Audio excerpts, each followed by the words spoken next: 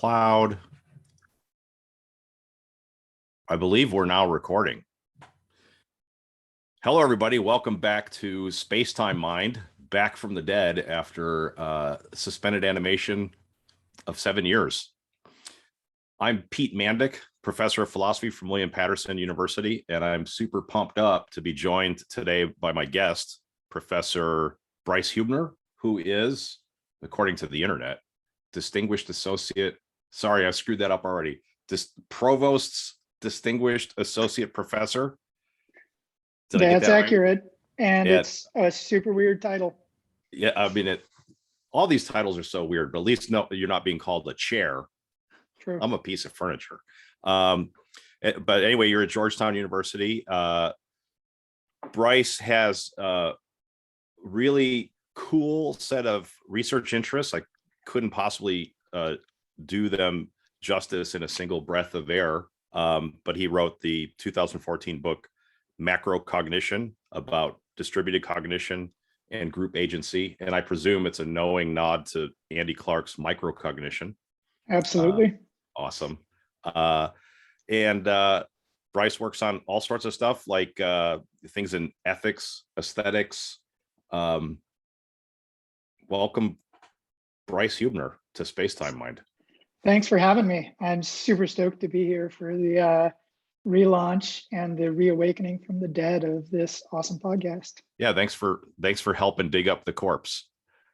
And always, anyone who follows Bryce on Twitter knows that he's a man of metal and meditation, black coffee, and many other things besides. And your handle used to be distributed cog, and now it's NeuroYogacara. And Twitter super fans of Bryce's, such as myself, know that the NeuroYogacara is a overarching research project for you. I think a book in the works. It should be. It's been backburnered, front-burnered, and backburnered several times. But well, hopefully even if, moving to the front. Let me just tell you, if there's ever any times where you despair about this project, do it for us, the super fans, because I think I'm not alone and really looking forward to this book. So even if you hate it, I'm sure we'll love it. Please write the book.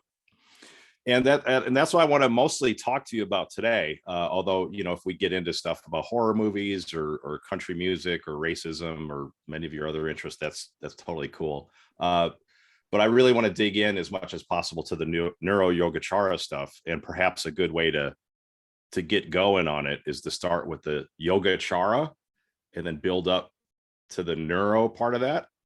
So what is Yogacara? So how about I run both of those in parallel, but I will start with the Yogacara. The Yogacara tradition is a group of loosely connected Buddhist philosophers who operate from the assumption that what we experience is nothing but the presentation of content. And there's a lot of complexity in spelling out exactly what that means. Both their ancient as well as their contemporary commentators often try to turn them into something like idealists. But one of the things that I think is actually going on there, which is what leads me into this space, is that I think that part of what they're trying to say is that the way we encounter the world is always structured in a pervasive and complete way by the networks of causes and conditions that call into existence particular kinds of beings as well as their worlds. So in essence, they're trying to suggest that the same kinds of causal processes are at play in producing beings in their world. And that what is encountered at any point in time is a ramification of that history that leads to you encountering particular kinds of phenomena in particular ways with particular orientations and particular kinds of strategies for making sense of the things that show up to you. And then if we start neuroing that, which is why I want to run these together, one of the ways of thinking about it is that the networks of constraints on both the structure and organization of the network connections in a brain and a body, as well as the constraints that are produced and sustained by the chemical messengers, including neurotransmitters and hormones, that shape what we're encountering at a particular point in time, are always embedded in particular kinds of social, material, and ecological contexts. And that once you get the story about how all of those things are built up, what you start to see is that each person encounters the world through a lens that's been shaped by those constraints. And because of that, we end up in a point where the only thing we can really say about experience is that it's presenting content in a particular way. So I don't know if it registered on your side of things, but there was a freeze up in your last two sentences there. Those were the good ones too. Do you recall them enough to try to recapitulate them? Let me just try and put a summary on it, and that'll probably get it. Okay. So the big upshot is that as embodied and ecologically situated agents, what we carry with us is a history that's encoded in the constraints on neurons, the constraints on chemicals, and the constraints on ecological factors that shape what we experience at any moment in time. And what that means is that what we encounter is a world that's disclosed through those constraints, not something that is, in some sense, independently existing. It's the thing that has robust, meaningful characteristics. It's the thing that allows us to track and respond to particular regularities. But all of that reflects all of those internalized bits of history and those internalized bits of context. So that sounds super rich, and I have probably 800 questions. That's awesome. That, yeah. One of the things that pops up is as you mentioned, whether this is a kind of idealism. Sometimes this stuff gets discussed in connection with the thesis of representation only or mind only, or and that makes it sound like we might be, dealing with like a Berkeleyan idealism, subjective idealism, which quite frankly, I'm allergic to. But there's other parts of your description of it, at least, where it sounds more like Hillary Putnam circa 1980s, 1990s, where the mind and the world together make up the mind and the world, which is not, maybe is some kind of idealism, but it's not Berkeleyan subjective idealism. One of the things that the internal realism of Hillary Putnam allows you to bring in is material reality. It's okay, you could talk about hydrogen or polypeptides and even give credence to the idea that maybe first there was the Big Bang, and only later did you have minds. Later on you get brains. So yeah, how much is a realism that you might call a scientific realism licensed or okay? How much of it is just kind of dangerous, bad realism? I don't know if I have if I've expressed a coherent question yet. But how do you square what looks on the face of it, some kind of the mind is constructing the world, with the sorts of things I think you probably are attracted to, whereby, look, there's these neural circuits, there's these other sorts of biological processes. In some straightforward sense, they're real. They're really there. And they're part of the picture of explaining what's going on in this process of the mind and the world together, making up the mind and the world. How do you square what looks like this idealist impulse with what seems like a, very much a scientifically informed or naturalistic story? Yeah, there's a bunch of threads there. So let me start by saying a tiny bit about why I don't think idealism is the right way of thinking about what's going on here. Within the Yogacara tradition, one of the key aims is to realize that any distinction between mind and world is a distortion and an imposition. And I think they want, and this is something that I'm very attracted to suggest that imposing those kinds of categories is what leads us into metaphysical confusion. We go looking for the bits that are the material bits and that are different from the bits that are the mental bits.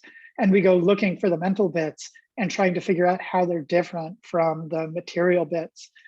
But once you've let go of that distinction, you're now in a space where it doesn't necessarily make sense to see those as anything more than ways of picking out and designating bits of the reality that we're embedded within.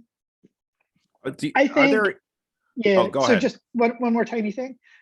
I think that the Yogacara philosophers are pretty ambivalent about metaphysical questions as we would think about them. They think that trying to answer them is probably going to get in the way of practical engagement. And really, for them, this is the yoga bit. Philosophy is, at bottom, lifecraft.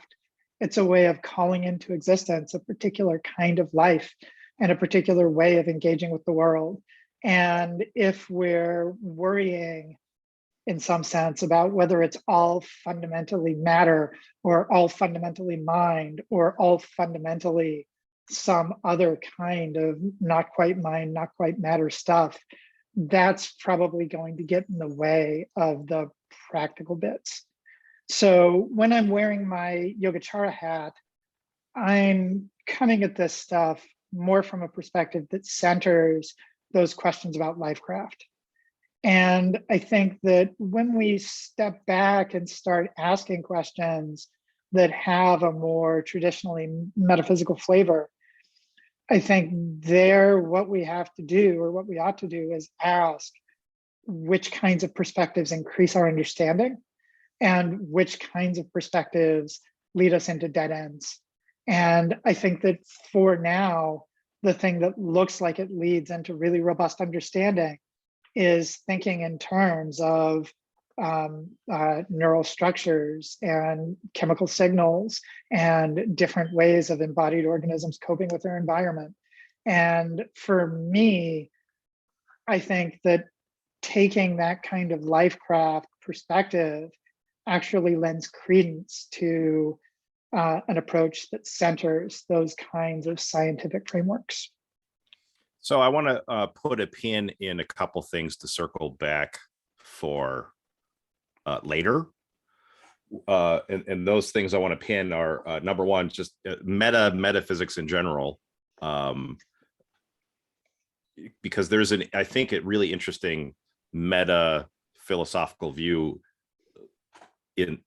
floating around here, which is it seems to me pragmatic. One might even say anti-philosophical, but in a good way, a good kind of anti-philosophical. Another thing I want to put a pin in to circle back to is a question about the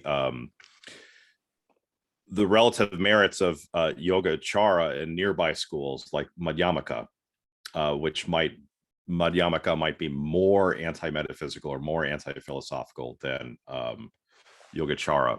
But the reason I want to pin them and come back to them later is I wanted to ask some specific questions about some stuff that you said very recently here.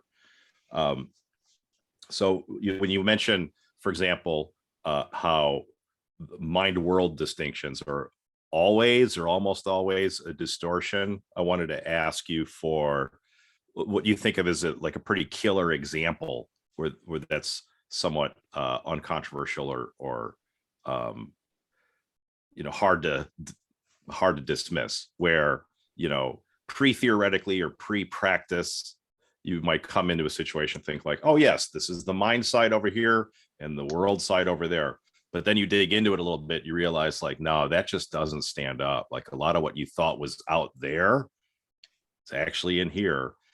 But without, and you can acknowledge it without, going to Crazyville, where it's all just, it's all just in my mind, man. So what would be an example of where someone might think pre-theoretically they've got a handle on a mind world distinction, but then you dig into it a little bit, you start to see like, no, it falls apart. Yeah, I mean, I think we need to move pretty carefully here, because the story is not going to be one that has any knockdown or killer sorts of examples, because the claim is that from the Yogacara perspective, we all encounter the world habitually in a way that separates our perspective from the world that we're embedded within. But I think easy examples that are pretty intuitive sort of come into mind when we start thinking ecologically and thinking about the way that we play particular roles in particular contexts. So one example that I often use in trying to get students to have a sense of this is thinking about what it takes in order for someone to walk into a room and show up as a teacher. In order for that to happen, there have to be the internal sort of cognitive orientations, but there also has to be the structure in the space. There also has to be the status relations. There also has to be the opportunity for treating a space as a classroom and for recognizing that within a classroom, one person is going to be picked out as the leader, for recognizing that there are particular features of a person that are going to lead them to be the one who serves the function as a professor. And when you start thinking about that, you start to see that in order for the magic of directly perceiving someone as the professor to function, you need both the audience, you need the structure within which the magic trick is happening, and you need the person who is enacting all of the patterns that make this a classroom. And all of that together is the thing that generates that experience of somebody being a student, somebody being a professor. But the causal structures bleed into and out of what's going on in what we typically think of as inside and what we typically think of as outside. So that's a sort of way into it, but I think the thought generalizes.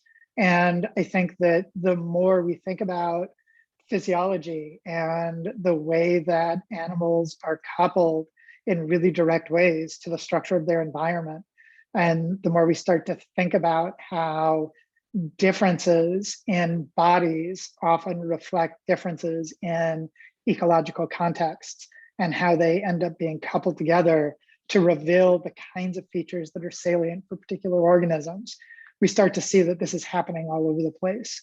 And it's not to deny that there are some things that are happening over here and some things that are happening over there. It's just to say that they're all bundled together in really complex ways, such that being a particular kind of organism requires there being an environment that it can be embedded within, and being a particular kind of environment requires having organisms that can interact with them in particular ways. And you can read that in Gibsonish ways, but you can also extend it to a much wider range of contexts And I think that's really where the Yogacara philosophers are trying to nudge us. That's a really nice example. And let me see if I can translate it into Pete Mandik speak and still get your recognition as it being the correct, the view you're trying to express. So the teacher example, I'm tempted to say, yeah, that's a great example. I think that illustrates quite nicely that you don't simply have like the mind, which would be have a thought that someone else is a teacher, or the perception of someone else being a teacher, and then that person out there has the property of being a teacher. That picture where you just have like on the inside of the perceiver is a belief that there's a teacher, then there's the truth maker out there, which is this individual who instantiates the monadic property of being a teacher. If that's what was going on, that you, Bryce Huebner, have the property of being a teacher, or being the provost distinguished associate professor. If that was what was going on, then we ought to be able to build a teacher detector. Mm-hmm. And we could install one at the airport. When they outlaw teachers, maybe we will be installing these at airports if they're at all possible. But anyways, if being a teacher was just a monadic property of you, then you could just, wherever you were in the world, step into one of these machines, and the machines could just scan your intrinsic structure and tell whether you're a teacher or not. And you think about that for half a second and realize that's completely absurd. And on pain of being a teacher nihilist, which seems bizarre. If there's no teachers, why are we paying you, Mandik? You have to say something like, yeah, being a teacher is just constituted by all these other things, all these other people. Some of what the other people are bringing to it is their own mental states. But also some of what's happening is your own mental comportment. Like, you've got to get your head right. You got to get into teacher headspace. And as we all know, having gone through the Zoom portion of the pandemic, trying to lecture to a bunch of students that have their cameras off, like, really messes you up. And you realize like how much you depended on them, and all sorts of like subtle reactions from them that now are missing. And you have to like build up back into teacher mode from your bootstraps. Yeah, does that sound like I get it? Yeah, it sounds like exactly the right kind of space. Let me give you another tiny example, which will be one that's pretty familiar, and it's a easy philosophy-friendly example. In the Mahayana Samgraha, Asanga uses the example of a rope mistaken for a snake. And he says, look, you walk into the room and it's dimly lit, and you look in the corner and you're pretty damn sure you see a snake. It triggers fear responses, it triggers anxieties, it triggers all the sorts of things that are going to happen when there's a dangerous snake sitting in the corner of your room. You realize that it's a rope, and when you realize that it's a rope, the snake disappears. In part because by shifting the pattern of categorization and shifting the pattern of designation, all those other effects start to fall away. They might not fall away immediately, and they might leave traces on you, but they start to fall away. The next move, which is the one that I think gets to the core of the Yogacara idea, is that treating it as a rope is also something that carries all of that conceptual and affective and resonant baggage with it. And Asanga says, look, the claim that it's a rope is mistaken, just in a way subtler way. What way? Treating all the things that are ropes as having particular kinds of categories we can use detectors for. And as we start to realize how habitual our patterns of categorization are, how they're tied up with our histories of learning and engagement with the world, with the kinds of things that other people are willing to treat as ropes. All of that, when we see how that's operating, we see that we're carrying that history into this context, leading us to think that there's something that has a determinate characteristic, being a rope. And if we can let go of that, we can see that there's something there, of course, but calling it a rope is bringing to bear conceptualization, Right. patterns of designation, and all sorts of habituation. So I think that all seems completely reasonable, and I can assent to it. But I do worry because I talk to other people about this sort of thing, and they start saying stuff at me that just sounds like crazy talk. And one way of putting it, what I think would be a bad view that you could easily smuggle in here would be one whereby the so-called external world is just completely undifferentiated flux. Yep. Has no independent structure whatsoever. And then by some kind of magic, we're the ones projecting the shadows onto the cave wall. But out there, it's just this blank homogeneous cave wall. And that makes it completely miraculous then. Like, well, why would any of the structures be these structures and not some other structures? Or how can there be any coordination at all between us, assuming there's more than one of us? So that kind of just like raw constructive or projective version of idealism, I presume, is a bad view. You don't want that. But then how do you accept this view that, like, well, the rope is an illusion also? Mm-hmm. Not just the snake, the rope too. That's as much of an illusion and a projection as the snake thing. How do you bring that on without then slipping into this totalizing metaphysics of just like, there's just the one? Any advice there? Well, so I'm not sure if this is quite going to help, and it's going to take a while for us to get clear on this, I think. But Vasubandhu, another one of the early Yogacara philosophers, uses a series of examples in the treatise in 20 verses that are designed to show us different ways in which things can show up as more or less illusory, and how they can be more or less constructed. The first one, which is the easy one that I think we can probably all get behind, is the problem of having eye disease, where you get floaters in your visual field. Mm-hmm. And he says, look, you might be looking into a bowl of water or a mug of water and think you see a worm floating in there. And that perception is a projection. It's a projection because of the distortion in the eye. But there's still an eye there, there's still the cup there, there's all of those kinds of interactions. And trying to figure out what's gone wrong requires understanding those kinds of causes and understanding the way that they collectively call into existence that kind of experience. He then moves on to examples of sleeping and dreaming.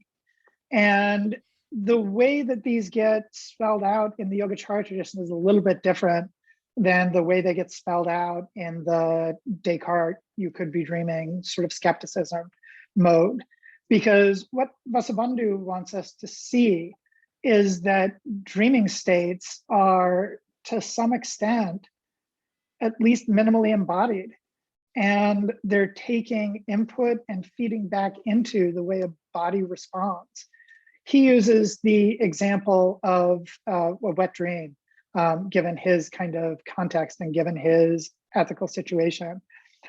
But I think we can think about these kinds of experiments where people are induced into particular kinds of dream spaces by misting them with water while they're in REM sleep, or by putting a blood pressure cuff around their ankle and inflating it while they're in a dream space. And what you see there is that the effects on the person's experience, what they encounter as a world, are coupled, at least to some extent, to the structure of their body. It's not complete, and there's way more construction going on there, but it's still an embodied coping state. A couple more examples, and then we can discuss the generalities here. Vasubandhu asks us to consider the difference between the way a river looks to me and the way a river looks to a preta. Here we're holding the object fixed, and we're varying the kind of being that's engaged with it. A preta is a being that, because of their past meanness and stinginess, is habituated to engaging with the world such that everything looks inadequate and such that everything looks, in some sense, disgusting to them. So the preta rolls up on the river and sees it as filled with urine and feces and vomit and all sorts of disgusting stuff. I roll up on the same river and I encounter it as a clean, pure river. The thought here, and there's a lot of rhetorical flourish there and a lot of ontology that gets built into it, is that different histories and different backgrounds can lead you to encounter the same object in different ways. So we can have ways of varying the object to trigger effects in the body and generate differences in how experience shows up. We can have differences in experience that engage with the objects in the world that modulate how they show up. And last, he offers the example of hell beings who experience guards who are punishing them for their past deeds. And what's intriguing about this case is Vasubandhu argues that the idea of hell beings is actually conceptually unintelligible. Nonetheless, he says people who are embodied as hell beings encounter the world as though they're being tortured and as though there are these beings. Why? Because they've got such distorted and mangled understandings of the world that they fully project something that's not really there. And I think what we need is a story that can allow for that whole wide range of variations. Some of them are coupled to really particular facts about really particular aspects of a body. Some of them are coupled to the way that a mind generates an experience on the basis of weak bodily inputs.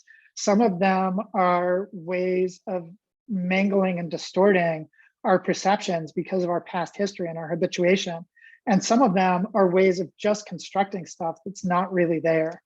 And those are going to be things like pernicious social categories, for example, in our context. They show up to us as determinately and robustly real, but there ain't nothing for them to be grounded on, really.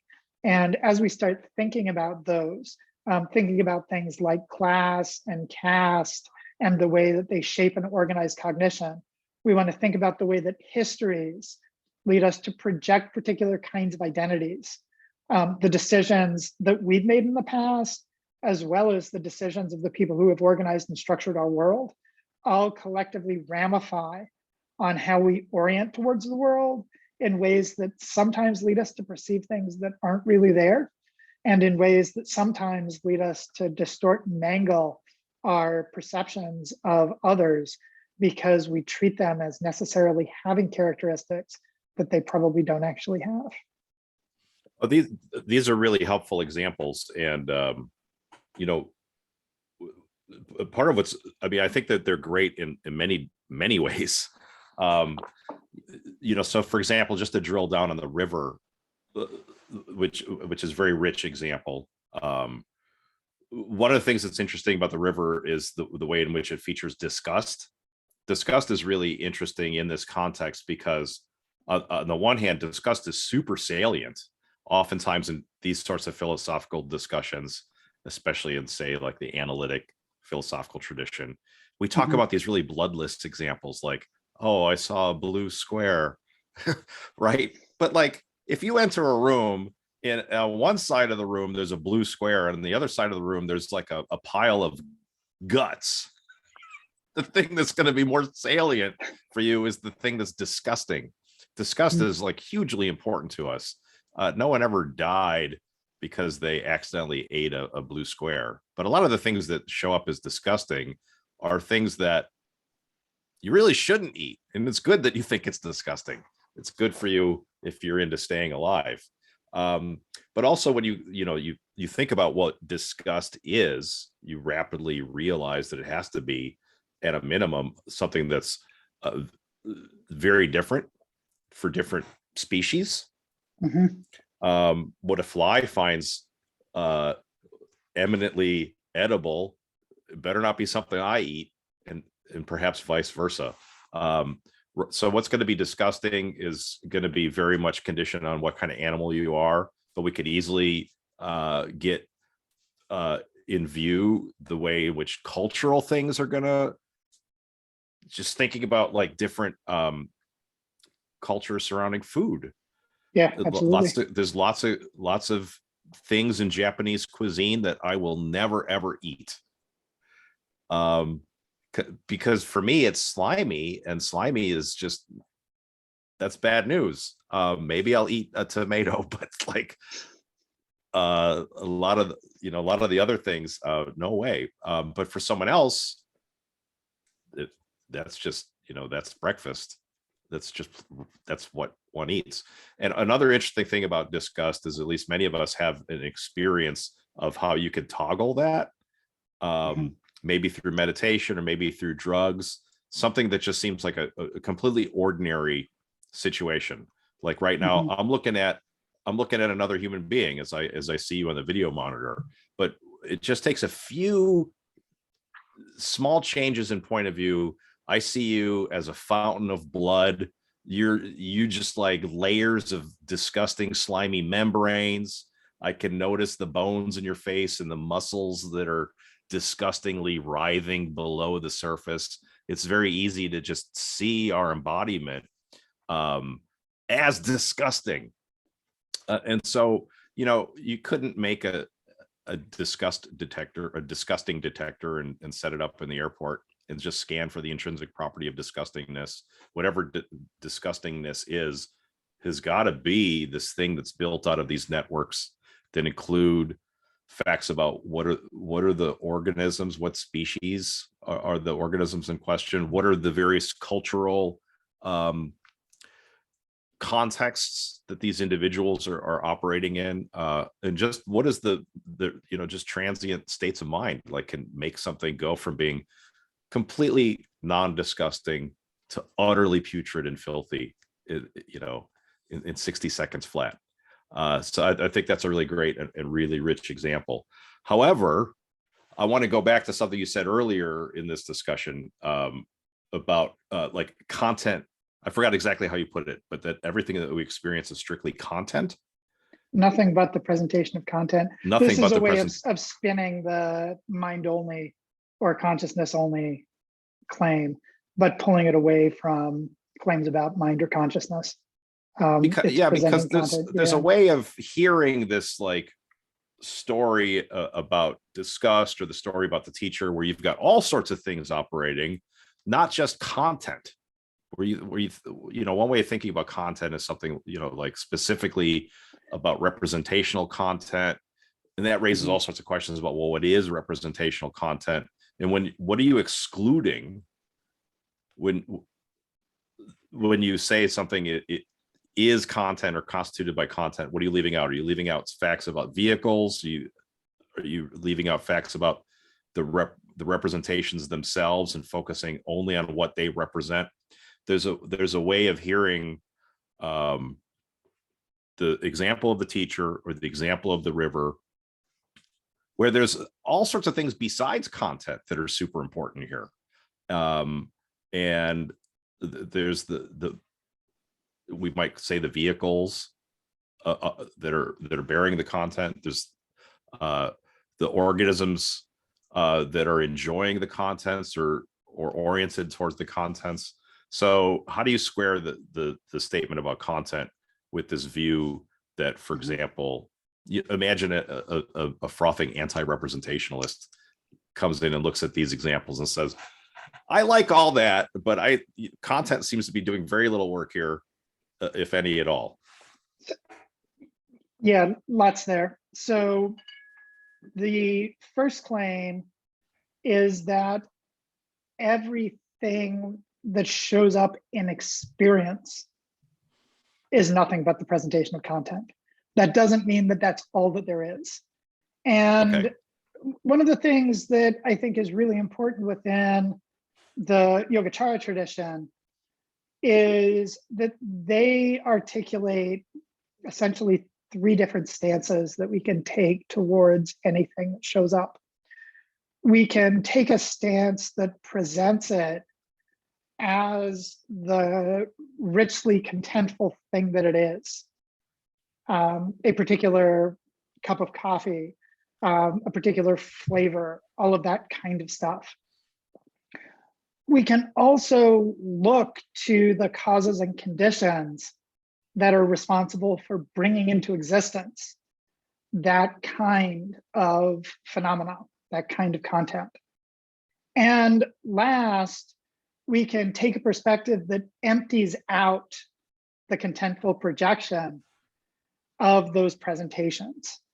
And essentially, there's lots of disputes about how to think about the relationship between these stances, but I think the basic story is that the first way that we encounter the world is broadly illusory because it treats everything that we encounter as meaningful, as belonging to a kind, as well organized around those particular kinds, and as having those kinds of characteristics essentially or pretty close to essentially.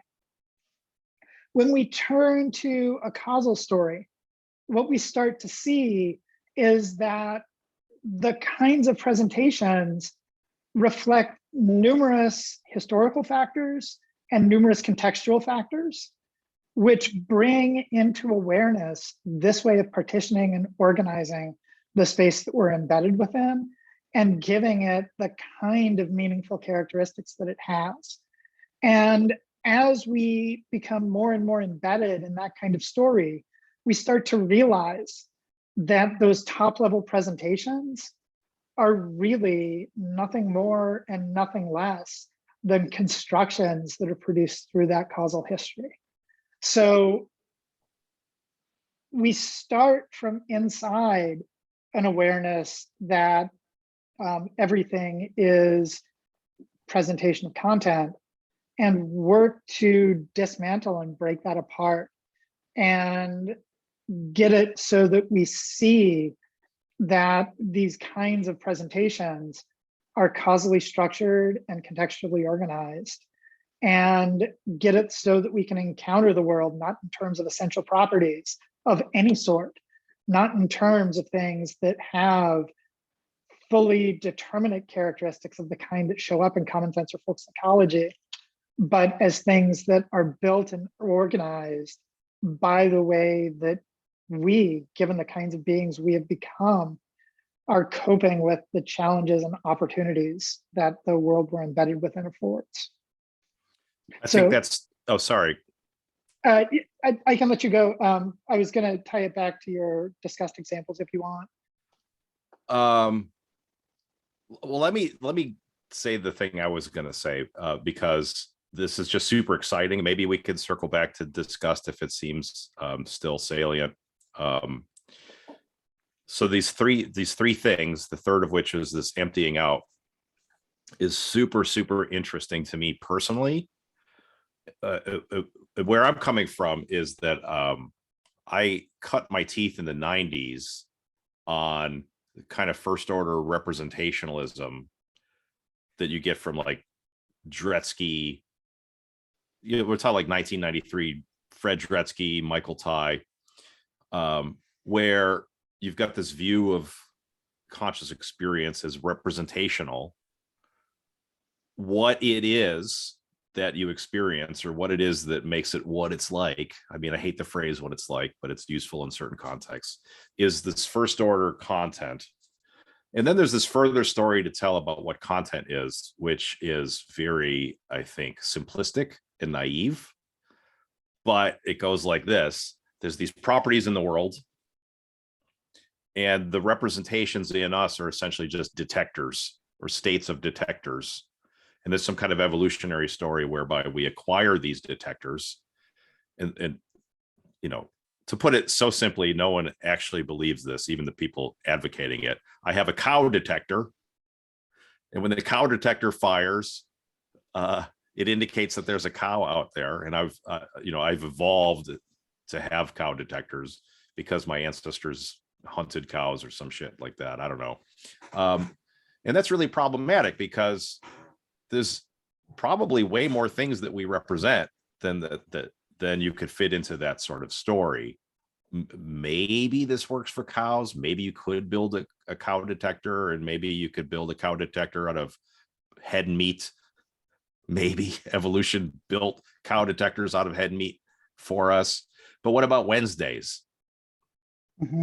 Like, I could think about Wednesdays, but like, it's absurd to think that Wednesdays are this pre-existing property and that there's some kind of causal mechanism whereby you could have a Wednesday detector. You could say, I think, similar things about disgust. I still like the basic representational picture, but I think that the account of content has to be much more radical, and perhaps what you get from, say, Dennett or Quine isn't radical enough. Like, you need to bring in Derrida or something. So I want to hear some more from you about how what sounds like a representational story differs from this like 1990s Dretske tie representational story, and maybe emptying out is something akin to what Derrida is trying to get at with deference, where the very idea of content ultimately is a ladder you kick away. This thing that's always deferred. There's really no such thing as the meaning or the content of a representation. The representations are just kind of always pointing towards more representations. And you could get that story in view and kind of see like, oh yes, that is what's going on, but it's not anything that you can map onto this language of thought where you've got a bunch of predicate terms embodied in your head as if they were refrigerator magnets that are moved around, and each one of them is pointing to some mind independent property of the world. So anyway, to make this in the terms or the shape of a question or a request, like, what is the emptying out? What is that third step or third idea? Yeah, let me try and walk through that with some of the discussed stuff, because I think it is a way into some of this that might be kind of helpful. So imagine you're going over to a friend's house to have dinner, and the friend puts down in front of you a plate full of crickets. And your first look at that is, oh my God, this is a disgusting plate full of insects. What the hell is wrong with you? Are they alive? No, they're probably fried. Okay, that's slightly less disgusting. They're slightly less disgusting, but I'm disgusted. Good job. You're slightly disgusted. So here's the basic thought. Sitting in that room at that table, you encounter that plate as either food or probably not food. And what's happening there, this is the key point, reflects your habituation towards which kinds of things count as food. It reflects whether fried insects, and specifically fried crickets, are things that show up as reasonable food items. And as you start thinking about differences between people in different cultural contexts, you start to see that different histories and different patterns of conditioning will give rise to a different experience at that same table, where what shows up is food rather than not food. And that's the first step. When we think about a case like that, part of what it starts to do is it starts to show us that the object that we're picking out as food, to pick it out as food, we need to be habituated in particular ways. We need to be organized in particular ways. But it's still possible to reify us in ways that allow for a story that essentially what's being done is training up the particular kinds of detectors that we have endogenously, or shaping them in ways that reflect patterns of conditioning on pre-existing strategies of, for example, disgust. I think what lots of folks in classical Buddhist traditions try to do is to show us that even the kinds of things that feel like they're basic to our disgust profiles are trainable and manipulable. So if you think about the traditional kinds of corpse meditations, where basically you're sitting, staring at, and cultivating an immersive awareness of the decaying body in front of you. One of the things that gets discussed by a non-Yogacara philosopher, Buddhaghosa, in his discussion of corpse meditation, is that you've got to be super careful in the direction that you approach the charnel ground from. Why? Because you're the kind of being who, if you get caught up in the smell of cadaverine, you're going to have a retching response. And as you do that, you're going to start to think that of necessity, you're the kind of being who can't engage in corpse meditation to reshape these practices. So you always approach the charnel ground from upwind. And when you approach it from upwind, you can accustom yourself slowly to the way that those kinds of responses are showing up, recognize that they aren't going to dominate your awareness, and push through them through contemplative practices that are designed to highlight different aspects of your engagement with the object. And basically the thought is, and the reason it's relevant to this larger story, is that as you start to see that all of those internal variables can be adjusted and traded off against one another, that they can be, that experiences in one context can be boosted, suppressed, or modulated by experiences that are happening in another context, you start to see that there's nothing really stable there either. That's not to say there's nothing there, but to say that the way that the disgust response shows up is also a story about how you are constructed. And because you're constructed, you can be constructed differently. So as we start to see that what counts as food is something that is constructed and can be constructed differently, and as we start to see that what we encounter from a first personal perspective is constructed and can be constructed differently, what we start to see is that all of that stuff typically comes together as a unity. It's the habituating of particular strategies, habituating to particular regularities, and all of that is organizing that single unified experience. This ain't food. And as we start to see that the categorization, this ain't food, is a function of this larger process of physiological regulation, of ecological contextualism, what we start to realize is that none of it has intrinsic existence. All of it is malleable and flexible, though often a lot of it's hard to mess around with and play with the boundaries on. And to the extent that we can rest in an awareness that all of it is a function of these kinds of constructions, we can empty out the robust contents of experience. We can end up at something like a kind of process nominalism. And we can see that how things are being built and organized is always a function of processes of habituation. And that, I think, is the really key insight, because for the Yogacara philosophers, once you've come to see how much of experience is a matter of these kinds of constructive processes, they suggest that you can use contemplative and social practices to habituate to things differently. And you can pull yourself into what, for all intents and purposes, is a different world. And you can pull the world that we inhabit into, through those kinds of actions, being a different kind of world. That's super cool stuff. And there's several directions I want to go in with that.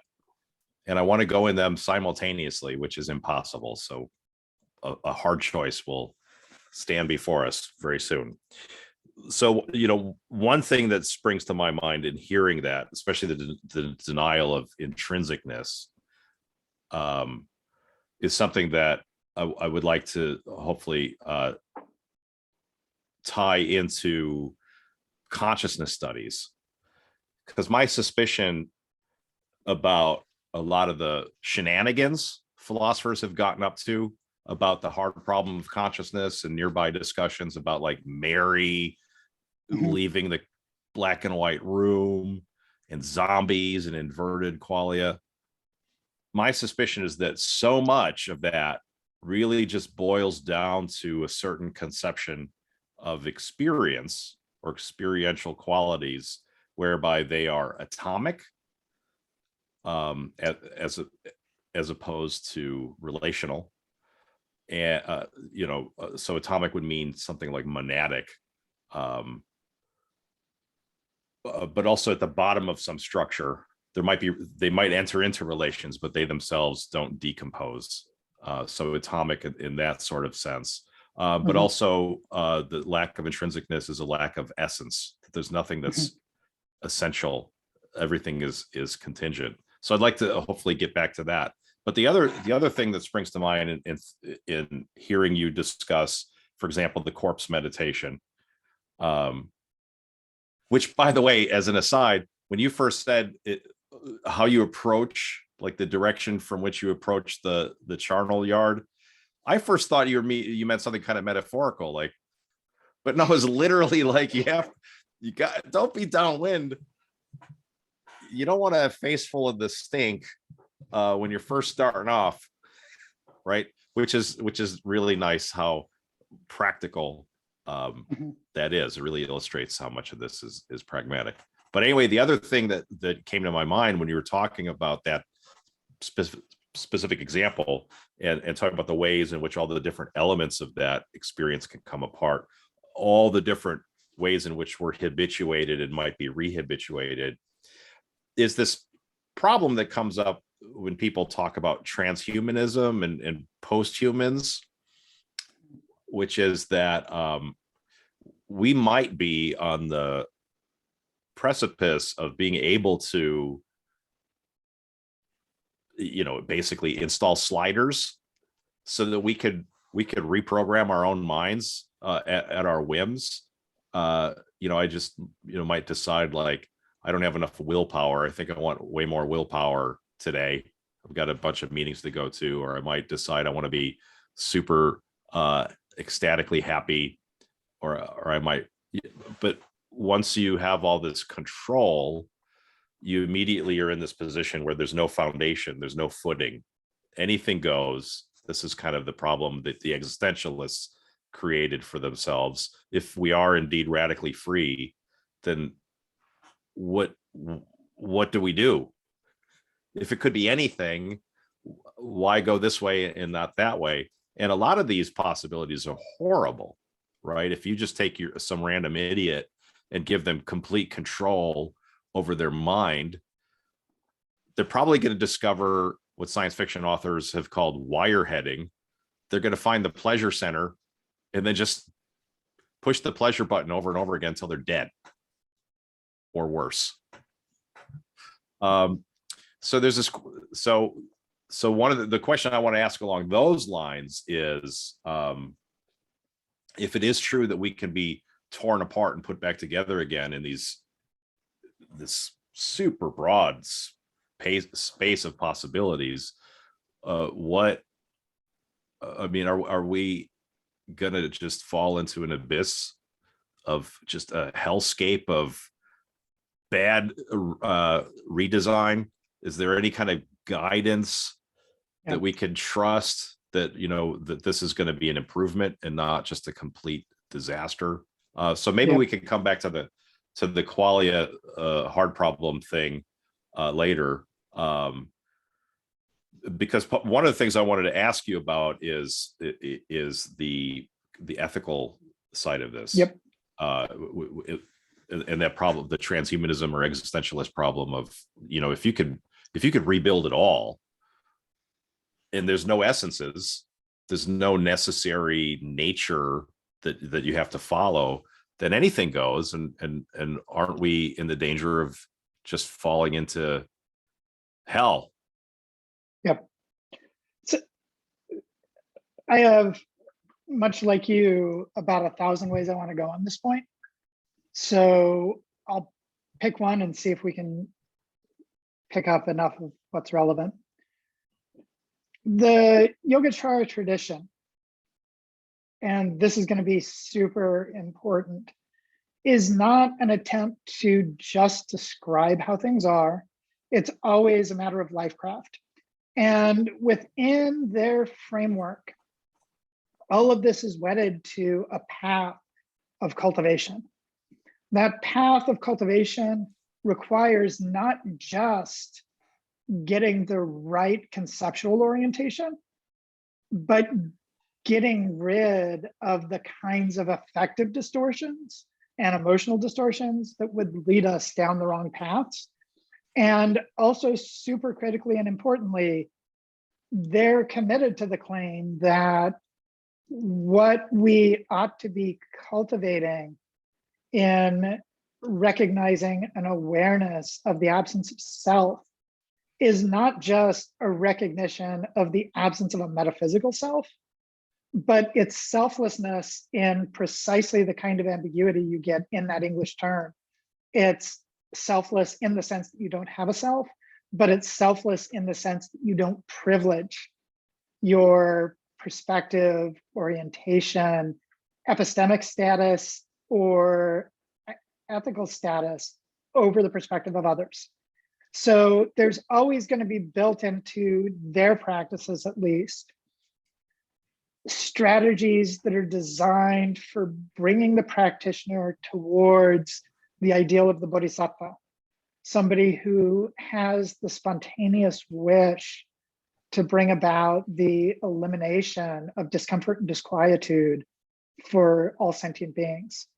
And essentially what you're doing is forming yourself is you're trying to pull yourself into a recognition that discomfort and disquietude, wherever it shows up, is equally bad.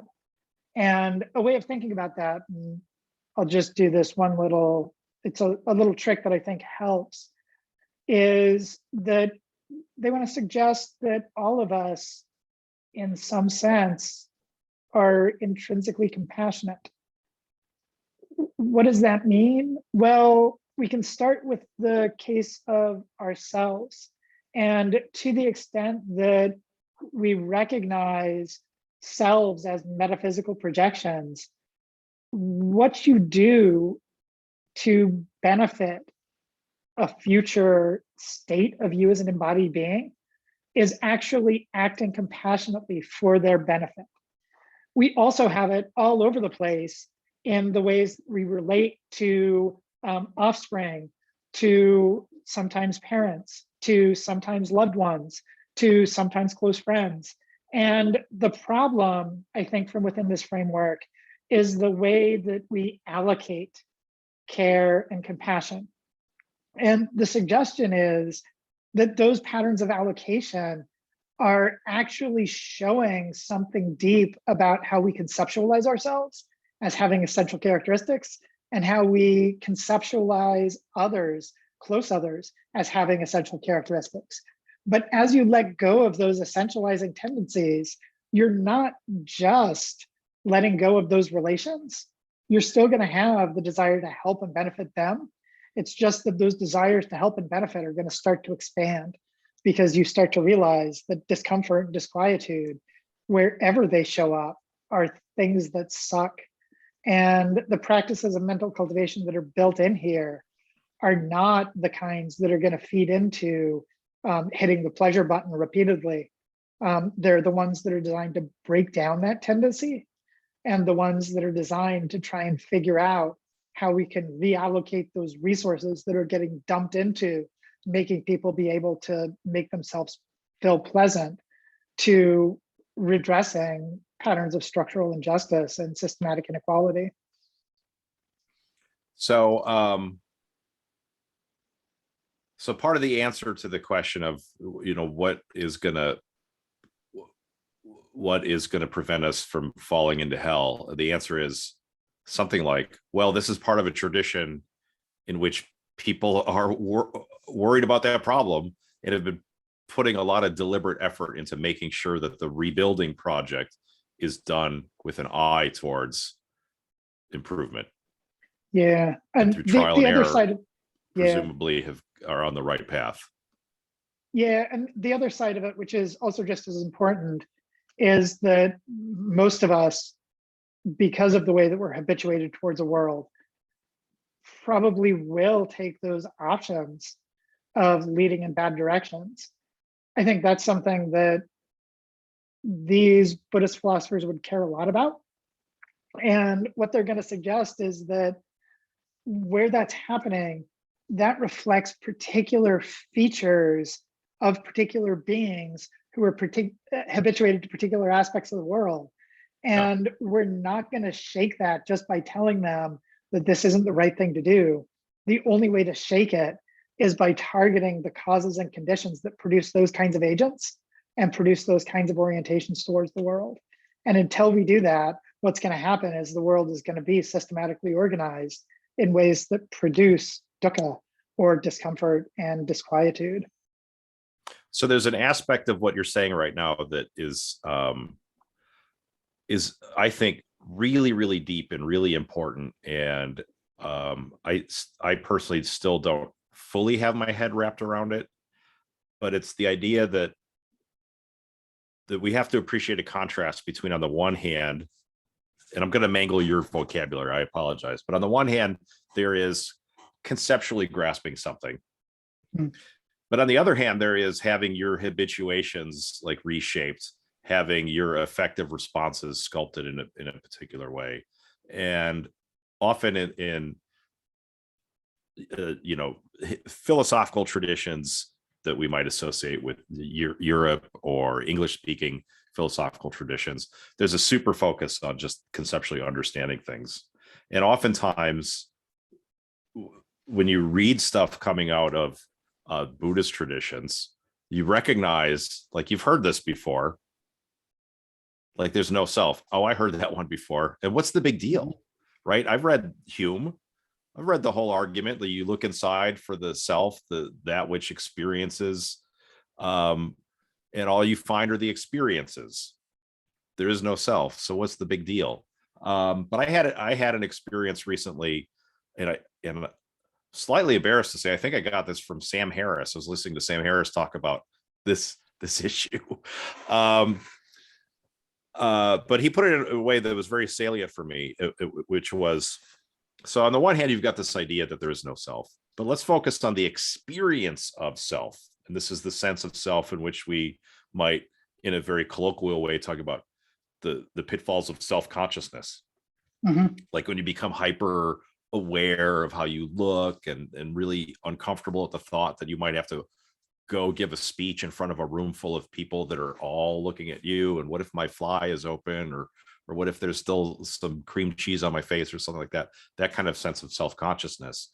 And that feeling of self-consciousness isn't just a conceptual idea. It's not just a thesis that you read about or you found an argument convincing. It's something that is just really, I don't know, I think saying hardwired is kind of misleading, but it's really baked in and hard to shake. And I don't know if this was Harris's example or one I'm just cooking up right now, but like, think of the difference between how you feel when you look at something that isn't a living human face.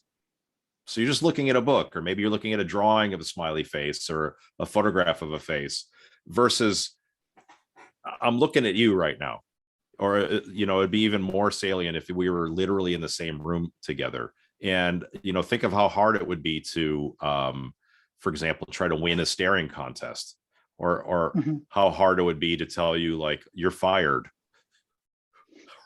Right. Just like this, literally my blood pressure is going up. Literally, like my heart rate is going up. There's all these like effects that are my self-consciousness. It's effective. It's not something that I brought to by simply understanding an argument.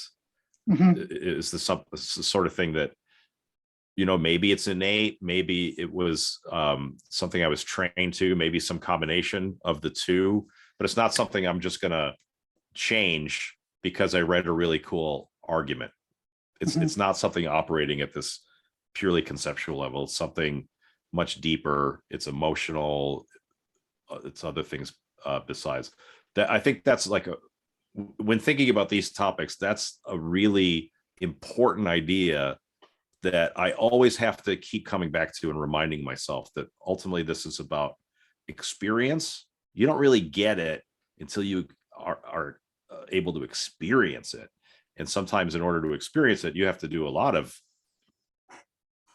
intense things, meditating and practicing meditating for a long time to be able to get into this experiential or affective state. It's not merely conceptual.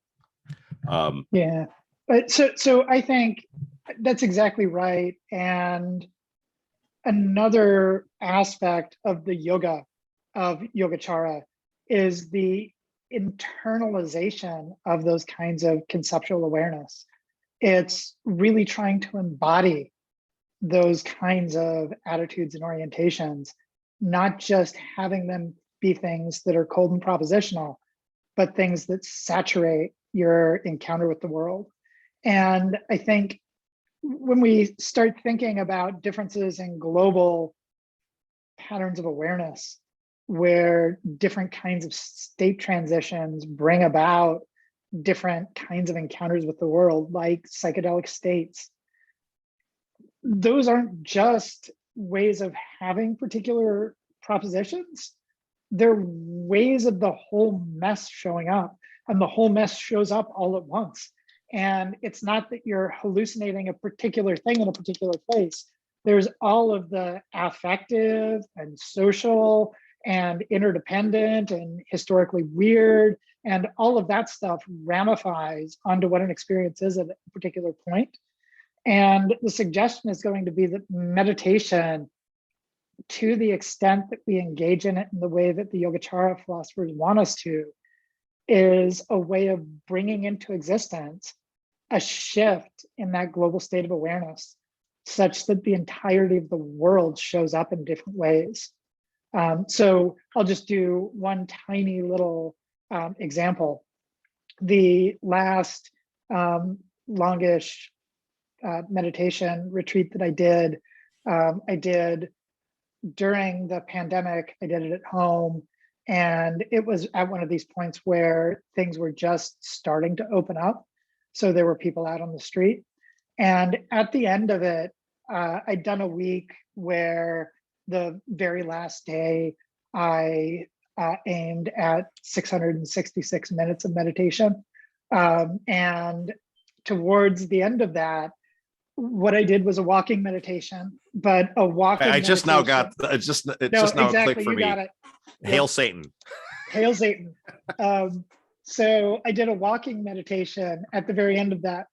And it was a walking meditation where I tried to do metta, loving kindness, to each person that I walked past, where I tried to orient towards every person that I passed on the street with the thought, may you be well, may you be happy, may your life be free from trauma. And what showed up really quickly and in a super cool way was both the way that I was resistant to that And the way that the more I habituated towards it through just whatever it was, half-hour walking meditation, I started to see my attitudes towards people on the street shifting. And there's no doubt that it was because I'd done a pretty serious week of meditating, but my mind was more flexible and pliant, and my awareness of what it was to walk around in a social space just started to feel very, very different. And I think that's the kind of thing that the Yogacara philosophers want us to see. And they want us to recognize that we can really embody radically different ways of orienting towards our world. That's a great example. And this might be a good time for me to launch a question about meditation. Because I meditate. I've been a meditator for a long time. But I do wonder, what's the big deal about meditation? Why meditation? If the goal is moral retraining, I mean, maybe you could do it with moral retraining without meditation. There's at least some parts of human life in which that's exactly what happens. Yeah. Right. Boot camp in the military is a kind of moral retraining. And even though there are military personnel using meditation techniques, there's lots of boot camp that isn't at all about meditation. Lots of the education system is about training people, but not necessarily through the technique of meditation. So this is a huge question. Maybe no one knows the answer to it, but like, why meditation? And by the way, what is it? Why does it work for this? It seems very mysterious that, for example, paying attention, even though I agree that paying attention to one's own mind has significant effects, it's actually quite surprising unless you try it. Like, why would that work? Why would paying attention to your mind lead to anything at all? So why meditation? What is it such that it has these positive effects? Got any wisdom there? I have a lot of thoughts, and they're going to get pretty complicated pretty quickly.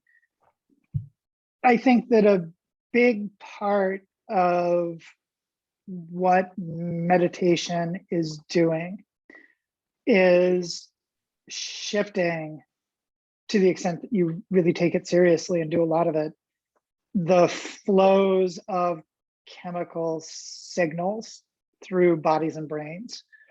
And I mention that because if we think about how changes in global awareness unfold in the context of psychedelic experience, essentially you use a substance to throw you into a flexible and pliant state, and weird stuff happens. The cool thing about meditation, and this is why I think it's a different kind of thing than psychedelic experience, is you start to see that you can drive some of those kinds of effects through endogenous or self-cultivated activities. And you start to see that the flexibility and pliability of awareness is something that is, to a degree, under your control. I think we want to be super careful there, because there's a lot of it that's uncontrolled. There's a lot of it that reflects patterns of habituation. And even getting there is something that requires repeated nudgings. It's not something that is just going to happen when you sit down and meditate. It's something that, as you accumulate that kind of practice over time, you start to get shifts, and those shifts start to show the world differently. And I think that the reason why I think meditation is an important aspect of these kinds of cultivation practices, it doesn't exhaust them, but it's an important aspect of it, is that it generates that kind of awareness of how much control you have, as well as how limited your control actually is. And as you start to get a sense of where you can exert effort to change things, and where other kinds of constraints and social histories are really in the driver's seat, you start to see where you need to exert other kinds of effort to change and transform the structure of your world. So I think one thing that's worth remembering, this is another non-Yogacara reference. It's a reference to Buddhaghosa, but where Buddhaghosa is talking about the challenges that show up when you're trying to direct, immersive, loving kindness towards an enemy. He offers a bunch of different strategies, and he's like, if you can't get through it, start thinking about these things from the tradition, start trying these kinds of practices. And he gets to the end and says, if you're still struggling, get up off of your meditation cushion and give the person a gift. And the reason there is that that kind of practice is in some cases the kind of things that you need to dislodge particular kinds of habituated assumptions. And as you engage in that practice, part of what happens is the practice shifts your orientation towards the world. And I think that this is something you see throughout Buddhist traditions. It's not ever a story just about individual practice and cultivation. It's always a story about cultivation that's embedded within life practices that include things that we'd probably call morality, things that we'd probably call generosity and behavior, things that are really tied up with shifting your patterns of behavior. And I think that's really important because it gets easy to think that what meditation is something that's self-directed and mind internal. But it's more, I think, an attempt to get your mind into the space where you can start to engage in practices that start to shift your awareness. So there are always going to be complex looping effects, as Evan Thompson has put it, between what you're doing in the meditative context in a particular situation with particular kinds of expectations and what happens as you start to move about the structure of your world. And all of that stuff has to be operating together, because otherwise you end up with a really, for lack of a better term, heady picture of what's going on in meditation. And that shouldn't be the story. It should always be about practical engagement. So there's a problem I want to raise that doesn't originate with me. It's something I don't recall the source, but it was somewhere on Twitter. Someone was discussing this problem for meditation in general, or about understanding what meditation is. Yep. And the problem goes something like this. If you look at other kinds of self-improvement activities that humans engage in, like, for example, dieting to lose weight, Yep. or, doing push-ups to get giant pectoral muscles. In those cases, there's a story that can be told about what has happened in nature, what has happened in our evolutionary past, whereby we could see, for example, like, well, in the case of weight loss and dieting, we could see that, like, okay, food, that's the thing that creatures like us need. We also need a way of storing for, storing things in fatty cells for use by the organism later. And we could also see why the various mechanisms in play there might go out of whack. If you don't have a lot of time and money, you find yourself eating a lot of McDonald's, and then now you've got a lot of extra weight that really you don't need that much extra weight. It's not like you're getting ready to go hike across the tundra anytime soon. So there's always some kind of story there that can be told about, like, well, what is the privation? What is the system that is, what is its telos, and what are the ways it can get out of whack? There's always something that is missing, something that could be restored. But then you look at meditation, and it's really hard to align it with these other examples of self-improvement. Like, what's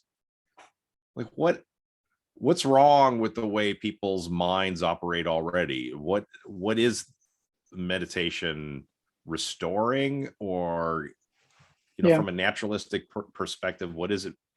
What is it? What are you getting back to? And isn't it just such a Yeah. weird thing that we could do this? Like, so this is rambling. I know, but like the fact that we can meditate and that meditation has these positive effects, is this just some weird side effect of having prefrontal cortex? Mm. Or is it somehow tell us something deep about our telos as the mammals, or Yeah. something else besides? So I think one thing that is probably super relevant, and this ties back to the claim that, at least as I read this tradition, meditation is always about larger practical activity, is that how we organize and structure spaces of action and spaces of engagement with others often reflects deeply internalized patterns of, to put it in Buddhist terms, attraction, aversion, and confusion about what the world is really like. When we think about, for example, some of these practices that you just mentioned, one of the things that we can always step back and ask about is whether our tendency to see them as improvements is something that is packing in particular kinds of habituated attractions and aversions, and whether we're confused in some deep sense about whether these really are improvements or whether they're just other ways of acting and being.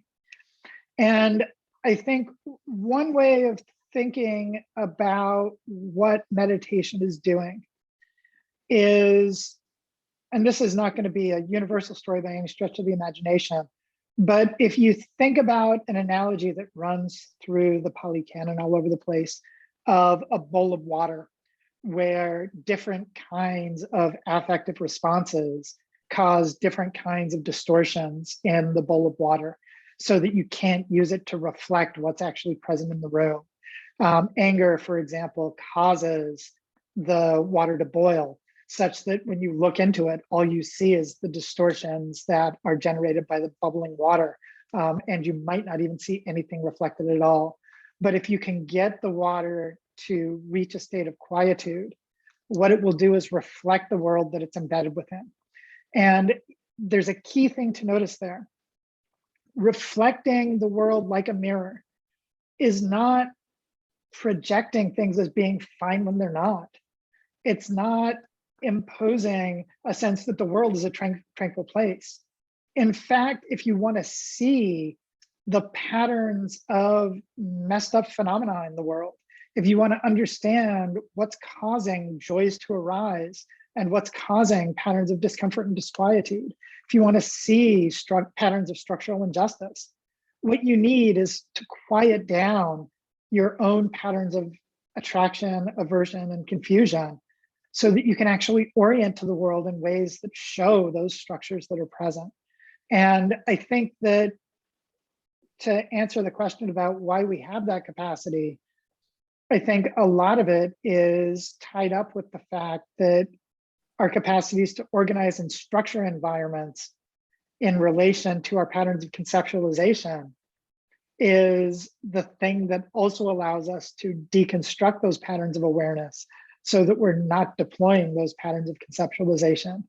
And what makes that possible is a complex history about how niche construction functions across different kinds of species, and how it's come to organize and structure all our engagements with the ecology of built material spaces, as well as the ecology of the land that we're living upon. Is there, so I mean, that's very rich, and there's a lot of things that I want to ask about that, but to try to stay on the question of, you know, why do we do this, or where does it come from, how can it be?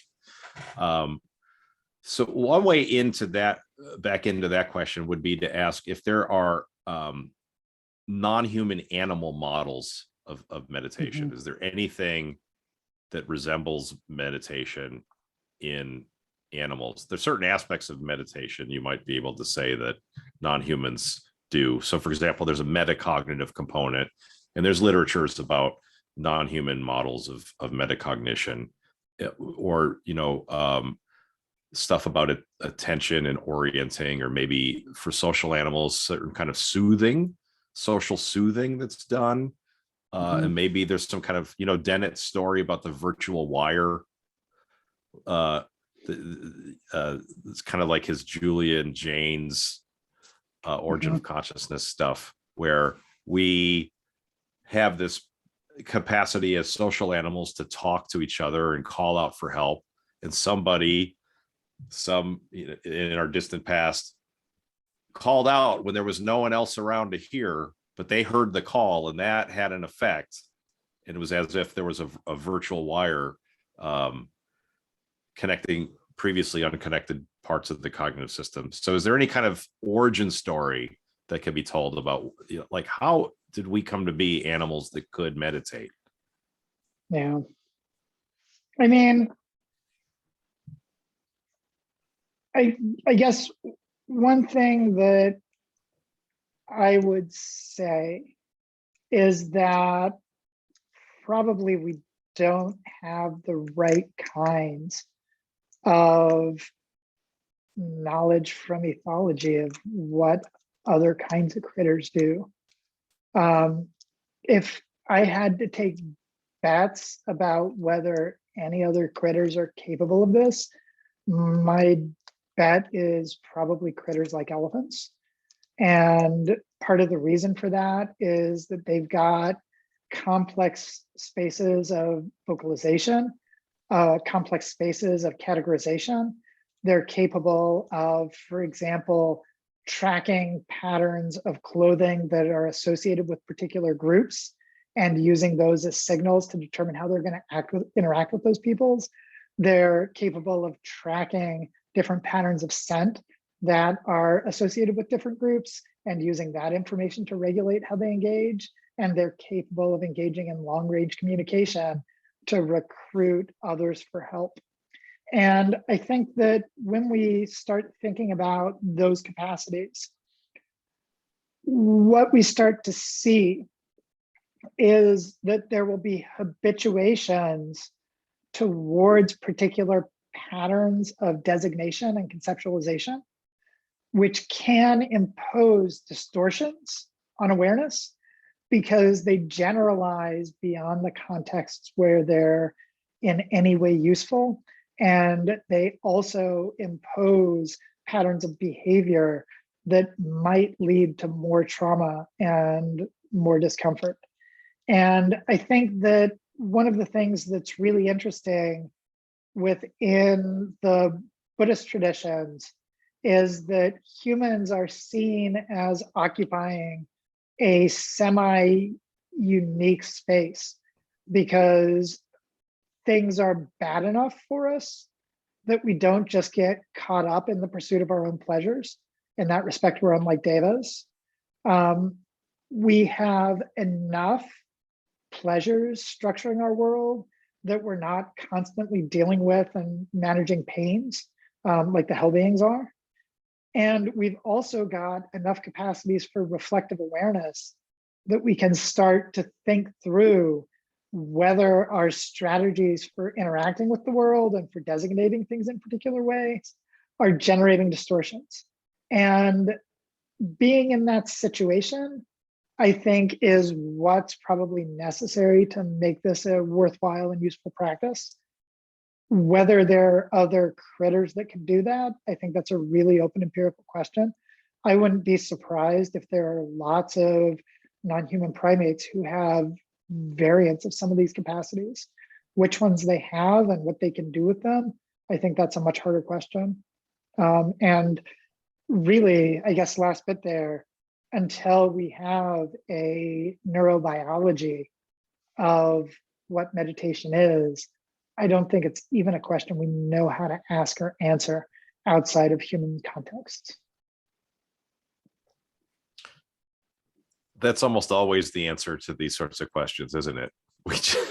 We're nowhere near knowing. So we're at a point where I think it would make sense to take a break. And I think I might myself need a real break. So I'm going to take a quick bathroom break. I invite everyone else to do the same. And I'll see you back here in a minute. Beautiful. Okay, see ya.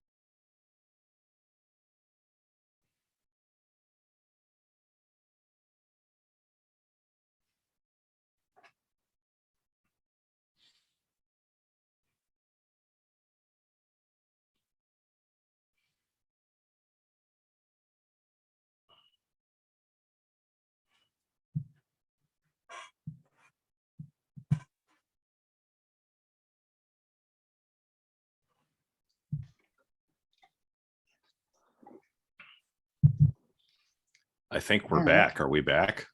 We are back. Oh, feels good to be back. Well, let me use the occasion of talking about non-humans to talk about some more non-humans, impress you about biopsychism. I've heard in a couple different fora you express sympathy for biopsychism, and maybe for different reasons. I might be myself a biopsychic.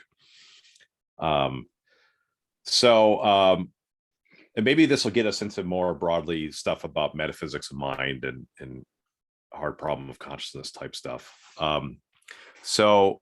Is it true? Are you a biopsychic? Right. Is that the right word? Biopsychist? Biopsychist, I guess. I have pretty robust sympathies towards it. And this is definitely going to lead us down the qualia hole, I think, too, as we get there. But part of the reason that I've got biopsychist inklings is tied up with my thinking that the whole qualia framing is exactly the wrong way to think about questions. When I think about what kind of thing awareness of a world and what kind of thing conscious experience is probably likely to be, I tend to think of it as something that is alerting an animal to, or an organism, to the challenges and opportunities that are available in the environment, and alerting the animal to the challenges and opportunities that are currently unfolding internal to their physiology. That means the most primitive kinds of awareness states are going to be things like hunger and thirst, and really rudimentary forms of that, I think. The need to seek out sources of food, the need to avoid particular kinds of toxins. And as we start thinking about how those kinds of capacities are supported, they're supported across diverse species by different kinds of chemical signaling systems, which alert organisms to the salience of particular demands in particular contexts. And as animals get more and more complicated, or as organisms get more and more complicated, you get conflicts between demand states. You get demand states unfolding in contexts where there are opportunities to be explored, and they start to get layered in ways that can allow particular demands to boost one another's salience. They get layered in ways that allow certain kinds of demand states to override other kinds of demands or opportunities. And those relations of prioritization end up being a second level structure on top of the demand states. So as you get the expansion of diverse demand states, you also get prioritization strategies. And then those can get layered on top of them again with further capacities for designating strategies for navigating particular kinds of demands over longer timescales. And each of these is ways of complexifying the nature and structure of conscious experience. But right from the very beginning, where we get those kinds of demand states showing up and we get them regulating ongoing behavior in ways that are alerting a being to the challenges and opportunities in their current ecological space, I think that's where we ought to think experience comes onto the stage. So I'm actually very sympathetic to this, and I come into it in a different way, but maybe you and I still live in the same space. Let me run this by you and see if this seems agreeable to you. So in the early 2000s, I got really interested in this question of, that I framed for myself as the question of apsychogenesis, which has an established meaning that's different from what I want to do with the word. But I was playing off of the project in theoretical biology of explaining abiogenesis. How did living systems arise out of non-living matter? And so there's this parallel question of like, well, where did minds come from? If you accept this general kind of evolutionary story, did minds hit the scene when life hit the scene? Was their life first and then minds later? Either way, what are the conditions under which mindedness would show up? And for independent reasons, I was attracted to a general representational theory of mind anyway. So the way I would think about this is in terms of kind of what was in the milieu of my graduate school experience, hanging out with like Andy Clark and thinking through the representation versus anti-representation debates. And there's this phrase, representation hungry problems. Andy Clark is really a representationalist, but takes anti-representationalism very seriously. And so I was wondering about like, what is there a way of trying to find the earliest and simplest systems whereby it makes sense to apply something like a representational theory of mind? And what I was led to is to look at things like chemotaxis. And if you look at, for example, the chemotactic problem that needs to be solved by relatively simple organism like the C. elegans worm, or even simpler organisms like an E. coli bacterium, there's a really interesting problem that they have to solve in doing their chemotaxis, navigating up a chemical gradient. If we were building a robot that was doing a similar sort of task, one way that we might try to build a robot is to make like a 2-sensor Bratenberg vehicle type thing, where you've got one sensor on the right side and the other sensor on the left side, and there could be some kind of mechanism that compares the activities of the sensors. Each sensor is essentially a point measuring a scalar in its position in the gradient. And then based on the difference between the two sensors activations, you've got now information about the direction in which the gradient rises. But for C. elegans, or especially for E. coli bacterium, they do have multiple sensors, but the sensors are not far apart enough on their bodies for there to be any difference in the activity. So what they have to do to solve this problem of, at any given moment in time, they only have a single scalar of the local gradient, they have to somehow take advantage of the fact that they're moving through the gradient. And there has to be some kind of memory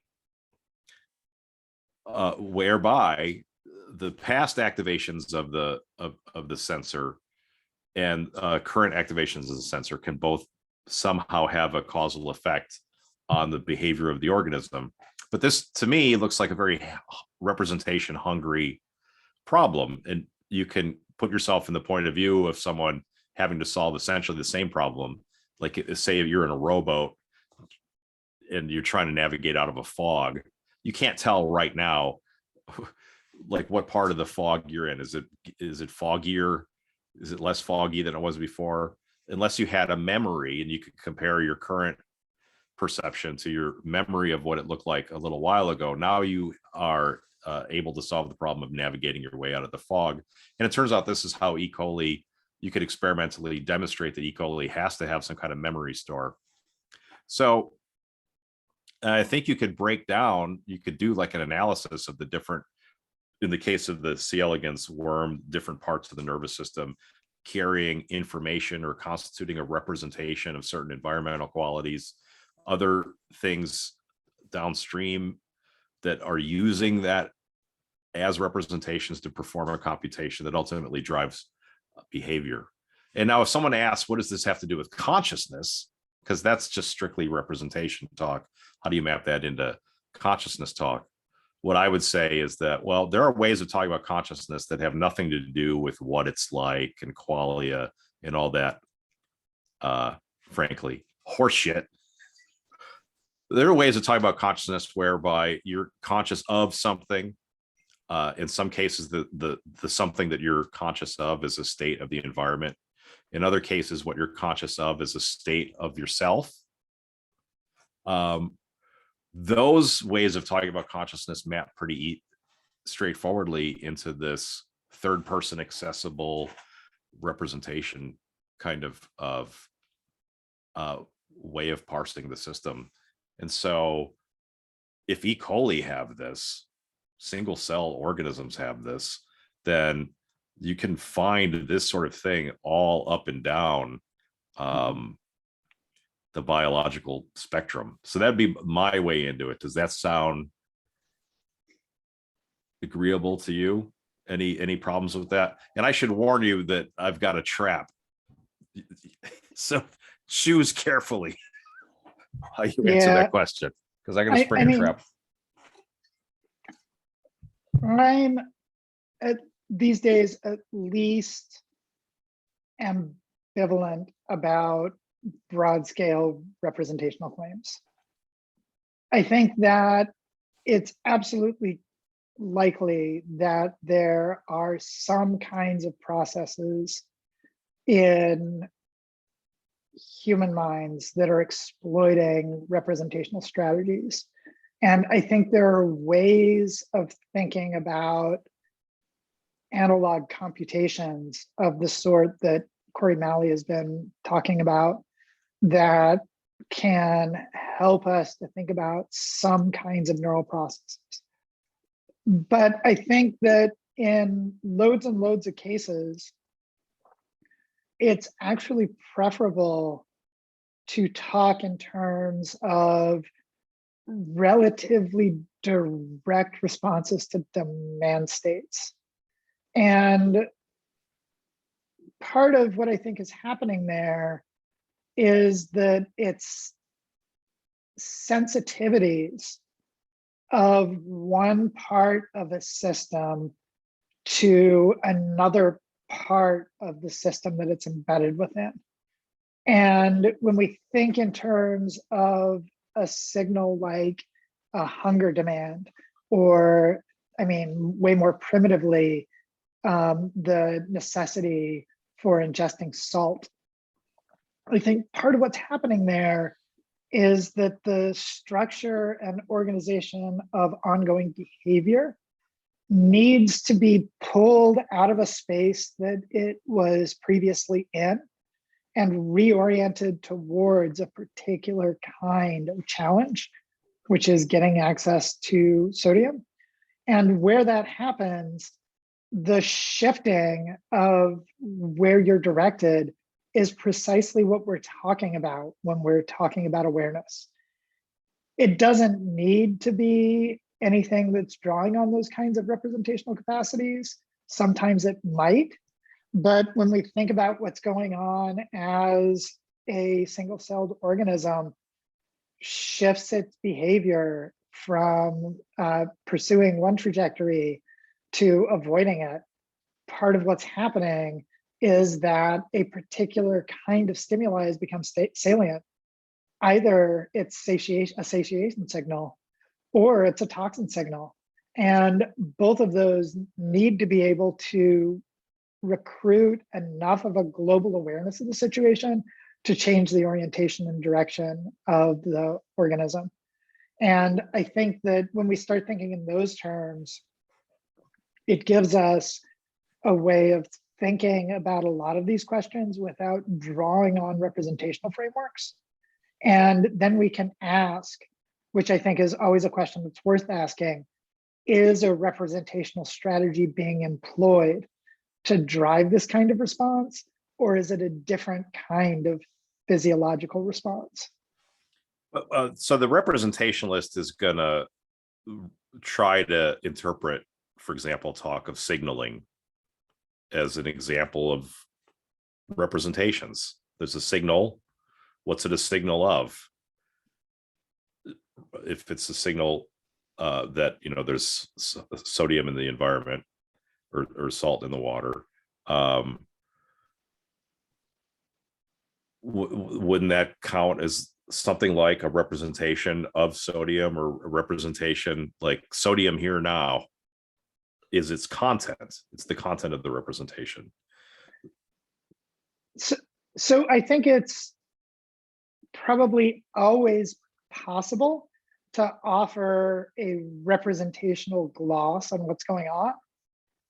I think the question is always going to be whether that's a productive way of exploring it, or whether that's just layering another layer of our internalized biases for making sense of it.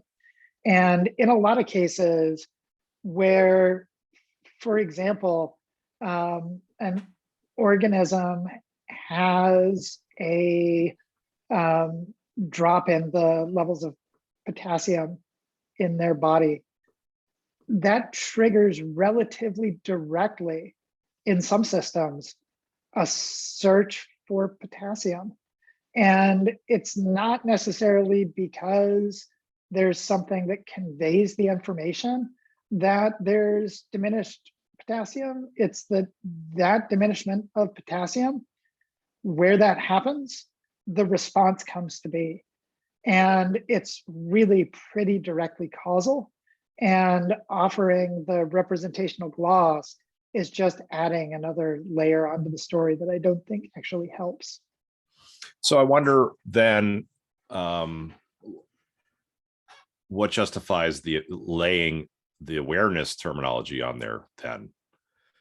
Because what I was trying to give you a foothold to answer what does this have to do with awareness, but I don't want to be like some wackadoodle Chalmersian who's imagining like zombie world. I think that brings in like just the wrong way of thinking about consciousness. But then if this is going to relate to consciousness or awareness, what according to you is the right way? And if it's not going to be what I'm calling this kind of representational way of parsing awareness talk, then what is it? What makes this awareness? I think there's a bit of the story according to which, this is probably going to make you unhappy, but we're going to go there, that the feeling of being alive is just a pretty basic thing to all organisms.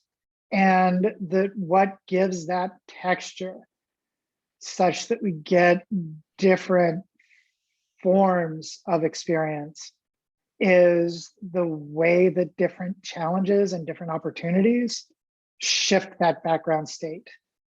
I think that at least part of what's really interesting about the mind-life continuity hypothesis is the way that it ties up the capacity for self-regulation and anticipatory self-regulation with basically what it means to be a living thing and what it means to be an aware thing. And I don't think there's anything special consciousnessy there. I just think that if you're the kind of organism for whom it matters that you act in ways that sustain the navigation of challenges and opportunities in the service of preserving vitality, then you're going to be the kind of thing for whom there's a really basic awareness of what's going on here now, which can be modulated by different kinds of challenges and opportunities. There's a bunch of things I want to say about that. One of them is an awareness of being here now. And this is not an argument, I'm just repeating myself, essentially. That sounds to me like a representation. It's a representation that I'm here now. But another thing I want to say is if you look at feelings in general, and you take this so-called feeling of being alive, with many, perhaps all cases, the way the feeling happens is there has to be some kind of contrast.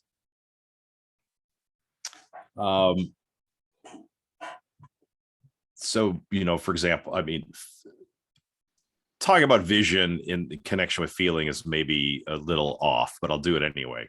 A lot of the way vision operates is there has to be some kind of contrast signal. You don't see anything as black unless there's something lighter than it also in view.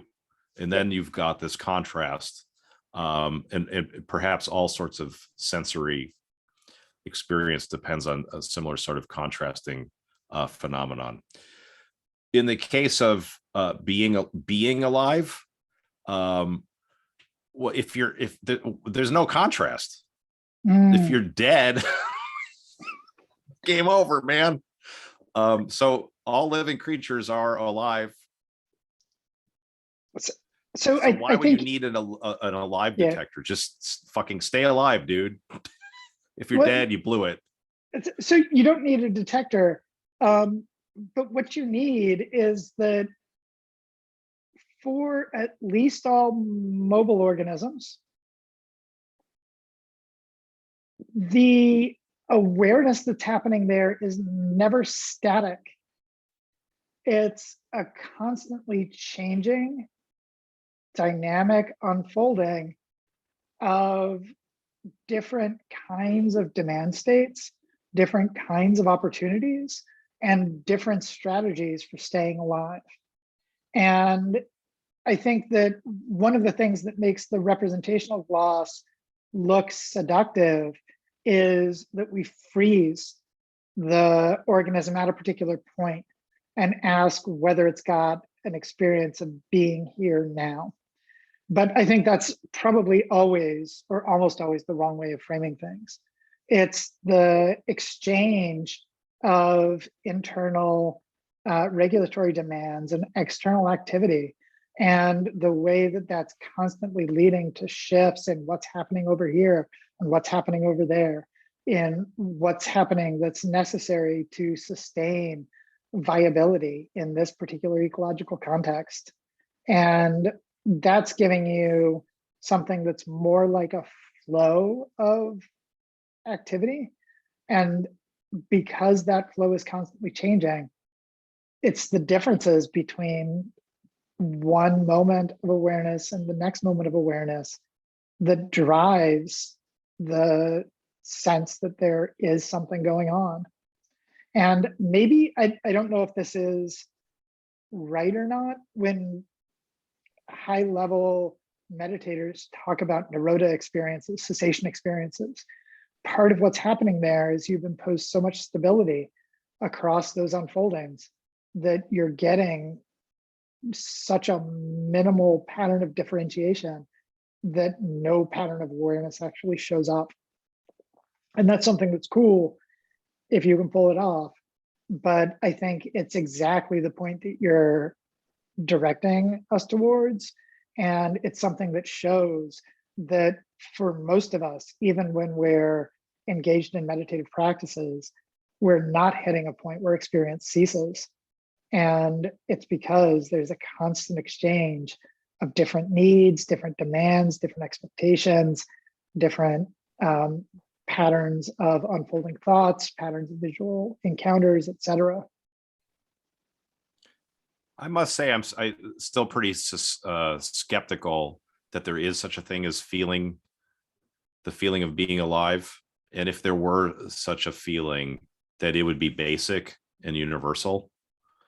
So at least with humans, one clear case in which a feeling of being alive shows up is in cases in which it goes away.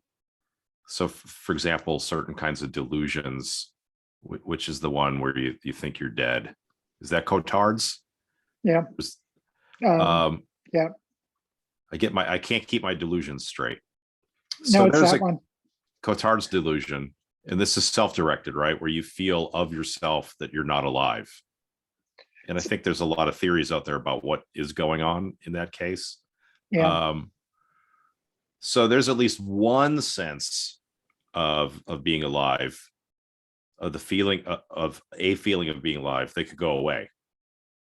Like, so for that, someone undergoing Cotard's delusion, they're still alive and probably experiencing a flux. And I mean, one of the things that's puzzling about these sorts of delusions is that you would think it would just follow, they could conclude that they're alive.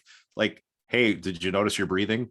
Yeah, I noticed I'm breathing. Aren't breathing people alive? Well, yeah, usually, but I'm not alive.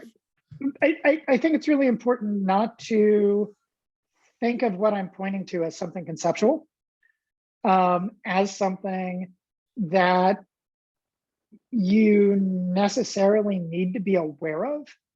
Like, I don't think that most beings who have these kinds of ongoing experiences are recognizing them as experiences of being alive. I think instead it's just the ongoing rumble of, I mean, we can maybe put it in those terms instead if that's helpful. It's the ongoing rumble of patterns of differentiation and the ongoing rumble against which differences pop out. And the basic thought there, I think, is that unless there were a background rumble that could make different demands salient and make different opportunities salient, there wouldn't be any way to register those demands or those opportunities.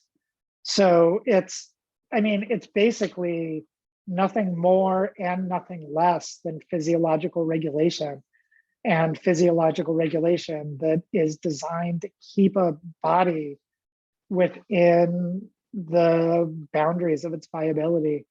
And where it starts to drift away from that, things are going to signal to pull it back in. Where it's got opportunities to improve its situation, it's going to be pulled towards that. And those pullings and pushings, I think, are the boundaries around where experience goes, but the structure of experience is the ongoing physiological regulation. And I think that unless we take a story like that, we start to drift into spaces where it seems to me consciousness starts looking way more mysterious than it ought to. I'm mystified. I think you're the one introducing mystery, if I'm going to put it in a combative way. So here's something that seems coherently conceivable to me. So there could be a creature that has all sorts of different experiences. The experiences are changing, but none of the experiences is the experience of being alive. Yep, I agree with that. I thought you were saying that it was a universal feature of all living things that they have this experience of being alive, and further, this is your foothold into biopsychism. That the reason you're a biopsychist is because there is this fundamental or basic experience of livingness. And I'm very, Yeah. I'm pretty happy with biopsychism, but that particular claim, I think I first heard this claim from Evan Thompson, and I wonder if you're getting it from Evan also. The claim that this is part of anyone's phenomenology, let Yeah. alone everybody's phenomenology, I'm very skeptical about. So I think Evan and I come at this from a different directions. And though there's a lot that we are going to share in common, for him, biological autonomy, in some sense, has to be the core of the story. And it's the self-disclosing nature of autonomous activity that generates the basis of experience for him. For me, there's not a pre-existing self. And this is why I don't care if we call it the feeling of being alive. What I want is the background rumble of activity. It's all of the ways in which demand states are saturating the ongoing awareness of an organism. And I think that one of the things we see in the case of complex organisms like us is that there are loads and loads of different demand states which are constantly shaping and organizing the way we encounter a world. I think we can see lots of patterns of similarities and differences as we start looking at different kinds of animals. And my way of getting back here is that as we start to strip off different complexities, we eventually end up at the space where you've got organisms that have very few opportunities and possibilities. They don't need to be tracking or responding to many different ones. Nonetheless, they've still got to be aware enough to be able to track where the opportunities and where the possibilities are, and to track where the threats and the dangers are to their survival. And that's what I'm trying to hold on to as we sort of push back to the point where we've stripped things off. It's not something that I take to be intrinsic to living things, but I think that it's something that we find, or we're likely to find across all living things. I'm sorry to be a dogmatic representationalist, but that all seems perfectly fine to me. But I also want to say that's a kind of representation. The tracking, the tracking story is going to be one in which there's distances that have to be traversed. Even in a single cell case, there's things happening in the cell that have to be responsive to stuff that is many membranes away. It can't be directly responding to what's going on the outside of the cell wall. There has to be something signaling it. And to me, that seems like enough of, I think it was John Hoagland, that coined the detachment thesis, that you've got to have some kind of way, there's got to be some kind of possibility of disconnecting what's represented from what's doing the representing. Otherwise, there's just no room for the representation talk. And I think it's actually somewhat easy to satisfy the demand for disconnection, even in a single cell E. coli. There's vast distances, lots of links in a causal chain where things can come apart, and you have to tell some kind of representation story. But let me shift gears slightly and tell you about the trap that I concocted for you, which you probably saw that the trap was lined with robots. Mm-hmm. So where previously I was giving you a hard time about whether all living things have this, or this is experience or mindedness. Now I want to give you a hard time about what I guess would be the claim that only living things. And Richard Brown gave you a hard time about this when you were on his Consciousness Live podcast. Yep. So I'm here to give you a hard time about Roombas. so lots of what you think might matter for living organisms, you could have in things that, at least in some sense, aren't living organisms. Yeah. So the at least in some sense is, I think, always where the problems creep in. And I think this is where I stand on a lot of the representation stuff too, because all of this feels like, to go back to stuff we talked about much earlier, ways of using concepts in ways that are more restricted or more open-ended, and where we're playing around with what Sellers famously calls accordion words that make philosophical music by their expansion and contraction. I think that there's very little way of knowing exactly where to stand on a lot of these issues. And it's just going to be a question about how we want to collectively use these concepts, and whether using them in that way is opening up productive research possibilities, or whether it's just doubling down on ways of talking. And I don't have a lot to say about that. But in the context Wait, just real quick, let me just say, yeah. I completely agree with what you just said. I think that's a really great meta philosophy. Yeah. So I don't want to say, from my perspective, that the kind of material that a being is made out of matters one lick to whether it's an experiencing thing. I think that for me, the thing that matters in a really important way is that an organism is striving to persist and to maintain viability, that it is managing different demands and opportunities, and that how things go with its strategies for managing those demands and opportunities has ramifications for whether it's going to continue to persist. And I think one of the things that is interesting about the Roomba type cases is that it could be possible, and we could do this if we really wanted to build Roombas that really care about those things. I don't think that's really a good strategy from where we sit most of the time. And really what we want is something that's got fixed boundaries around when its charge hits a particular level, it returns to its charging station.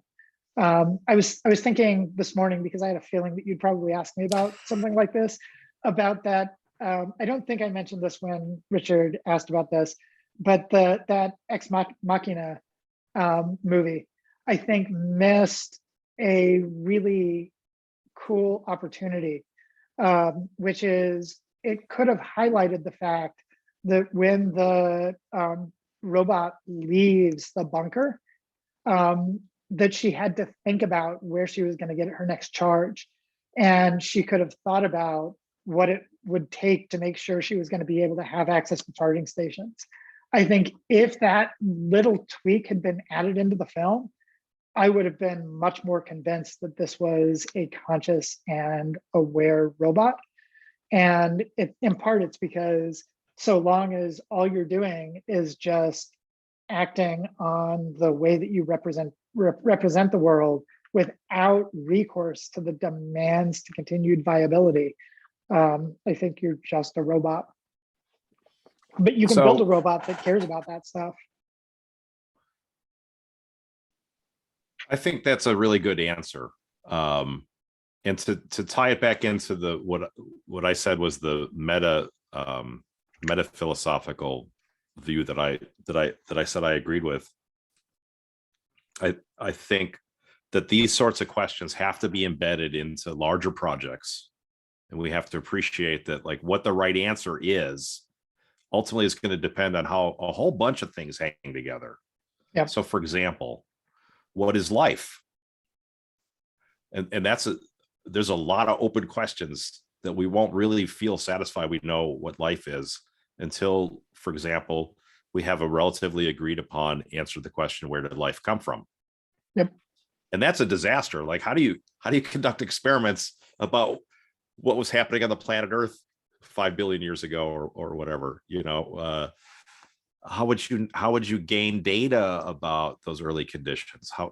But one thing that's interesting about that literature is that the literature about abiogenesis is that there's two main schools of thought about how you would go about even trying to answer that question about where life comes from.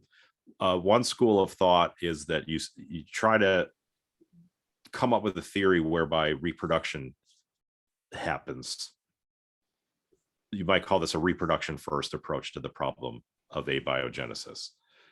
Another school of thought is metabolism first. So you try to tell a story about how metabolism came to be, and then later on you tack representation, reproduction onto that.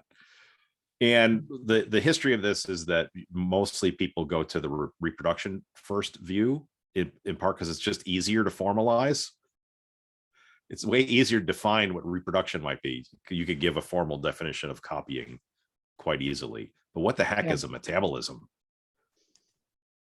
Something about energy and chemicals and homeostasis, but how do you define those component things?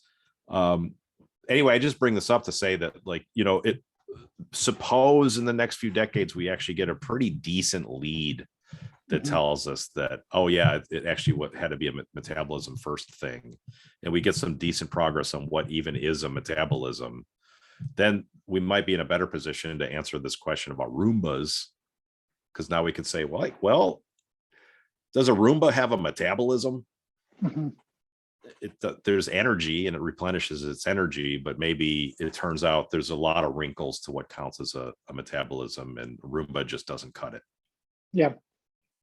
But anyway, that's to just wave my hands in a direction of where we might, be comfortable. But surely simply looking at our intuitions about how to use these words, most of which are semi-technical anyway, would be a giant waste of time.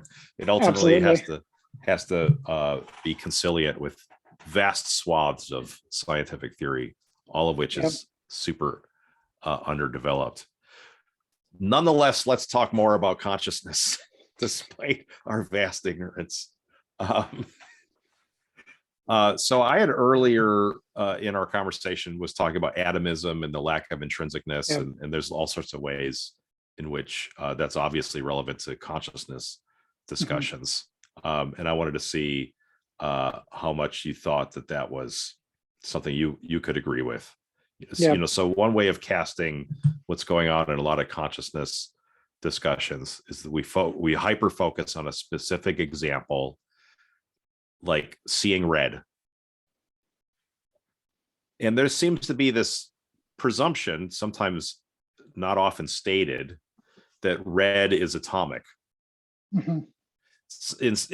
For some people, you dig into it a little bit, you could get some kind of explicit statement of this. So, very often they'll talk about these sorts of cases, knowing what it's like to see red in terms of how hard it is to communicate. It couldn't be book knowledge. You couldn't read about it. And if you think through those examples and ask, well, what's going on there? Well, it seems to me, at least, that red is operating as a good example because it's presumed that red is atomic. If red wasn't atomic, like, for example, having red and white stripes, right? If instead of does Mary know what it's like to see red, we ask, does Mary know what it's like to see the Icelandic flag? That's the flag of Iceland back there. So you set the story up like this. So Mary's never seen the Icelandic flag before, but she's seen crosses before. She's seen red things before, and white things and blue things, and she's seen rectangles, and she's seen stripes. Could she, based on what you tell her, what she reads in books, could she know what it's like ahead of time to see the flag of Iceland? And the answer, I think, for many people is obviously yes, because the flag of Iceland is not atomic. It's complex, it's relational, and you can assemble the complexes pre-experientially. Maybe there's other experiences you have to have. No one ever describes the Mary case as a being who's had zero experiences. Yep.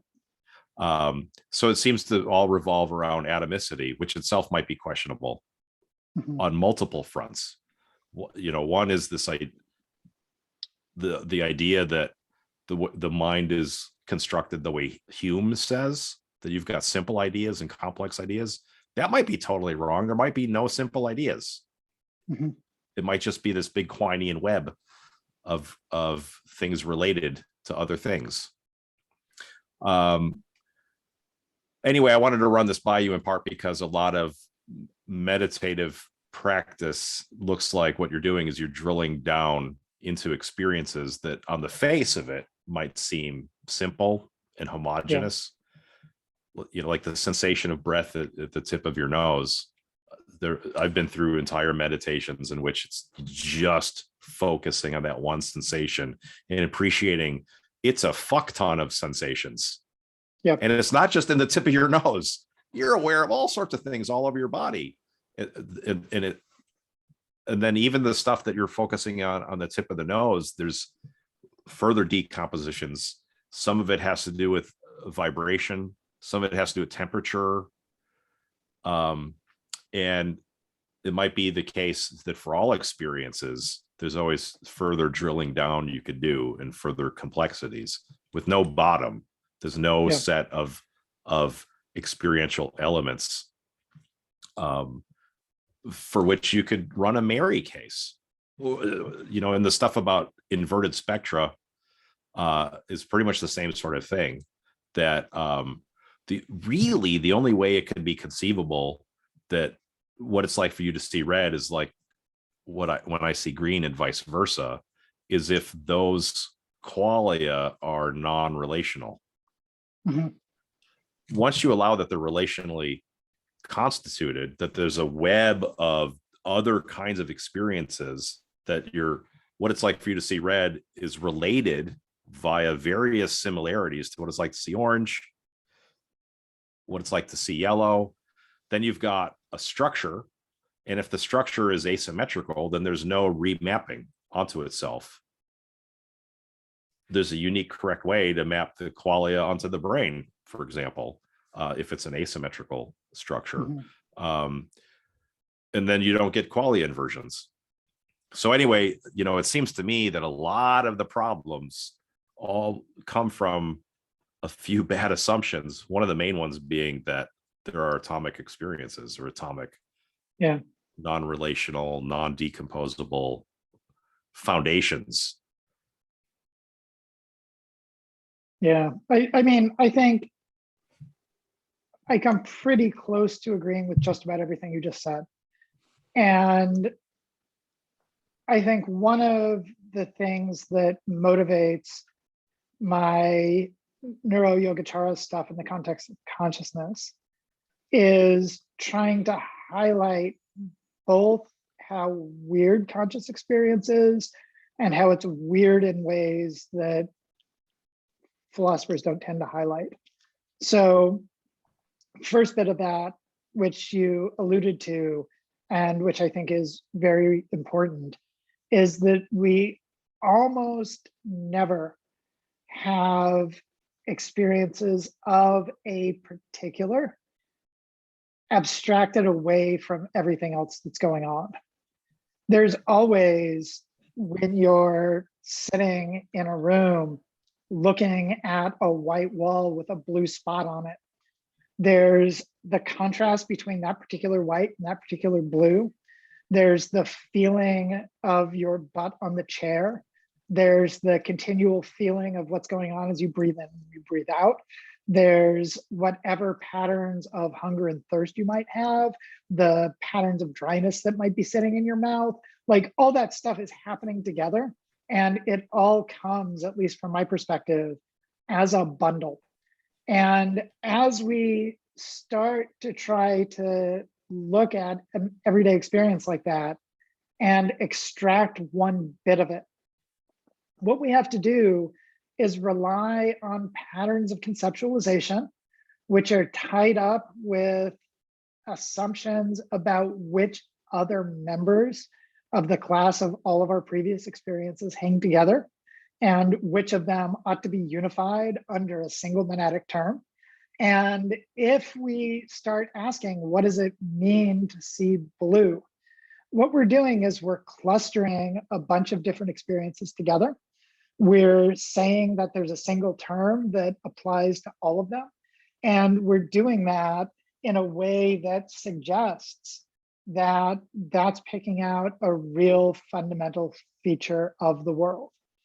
Now, I do think, and this is the other side of the meditative thing, that it's possible to engage in an immersive awareness of a particular kind of color experience. These are what get called in Buddhaghosa's work, Kasana meditations, where what you attempt to do is to immerse yourself in a particular, say, shade of blue. And you get it to structure and organize everything that's going on in your current awareness by staring at it for a really long period of time, by closing your eyes and trying to hold on to that particularity, and by trying to get it to have an expansive structure in your awareness. If there's anything that would count, and I don't think it does, as an experience of what it's like to see blue, it's an experience that's deep in that kind of practice where you don't have anything else going on. All you have is that immersive awareness of blue. And from that perspective, you can now ask, what's going on there? Well, it's a particularity, and it's unlike any of the things that you walk around the world saying, there's a blue thing, there's a blue thing. Those two blue things are different blues, but they're both blue. All of that stuff is bringing in so much other complexity that just often gets dropped out of the discussion. And I think that once we let go of the sense that we know how to generalize from past experiences to properties that are present in the world independently with their own existence, that we could either have knowledge of or lack knowledge of, we're already in the space where we're going to generate weird, merry problems. But if we're being super honest, every moment of experience is a new kind of experience. And it's a new kind of experience because it's mashing together new kinds of phenomena, new kinds of demand states, and how we want to cluster them and organize them and say how they're related to one another. That's conceptualizing strategy, but it's not getting at anything that's fundamental.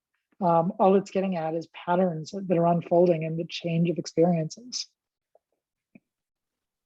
That's super rich stuff, and I'm tempted to go deeper into that or shift gears because we're entering into our last half hour. I think I could go with the gear shifting thing, and hope to get you back for a follow up, maybe in a few months or something like that.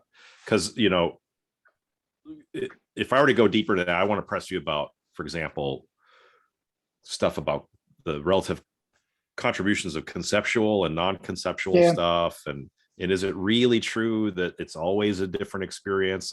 I think it's important to say that lots of times it's not rich at all. It's, even though there are these complexities in our past or underneath the surface, lots of times it's just this really vanilla thing like blue without any specificity at all. But what I want to, because I'm worried about time, one thing I want to shift gears abruptly to is the fact value distinction, in part because you might recall some day drinking we did in 2015 at a dive bar. We were yelling at each other about the fact value distinction. And at the time, I was really puzzled by what you were presenting as kind of a Spinozistic way of being a moral realist.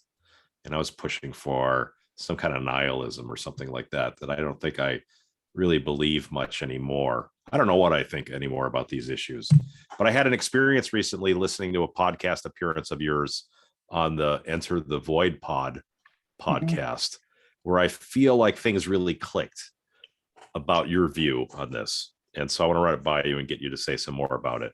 So if I'm recalling correctly, when you were on the Enter the Void pod, there was a discussion, and I'm probably mangling this, but hopefully it's interesting anyway, there is a discussion along the lines of why take the various metaphysical or epistemological claims from Yogacara as accurate. And your answer was something along the lines of, because of a certain axiological condition waiting in our future, if we adopt these facts or truths, or if we accept these as facts or accept them as truths, then we're going to wind up in this optimal state. Because that state is optimal, this is what we ought to believe. And if that's what you ought to believe, then I mean, that's pretty much what the truth is that what you ought to believe?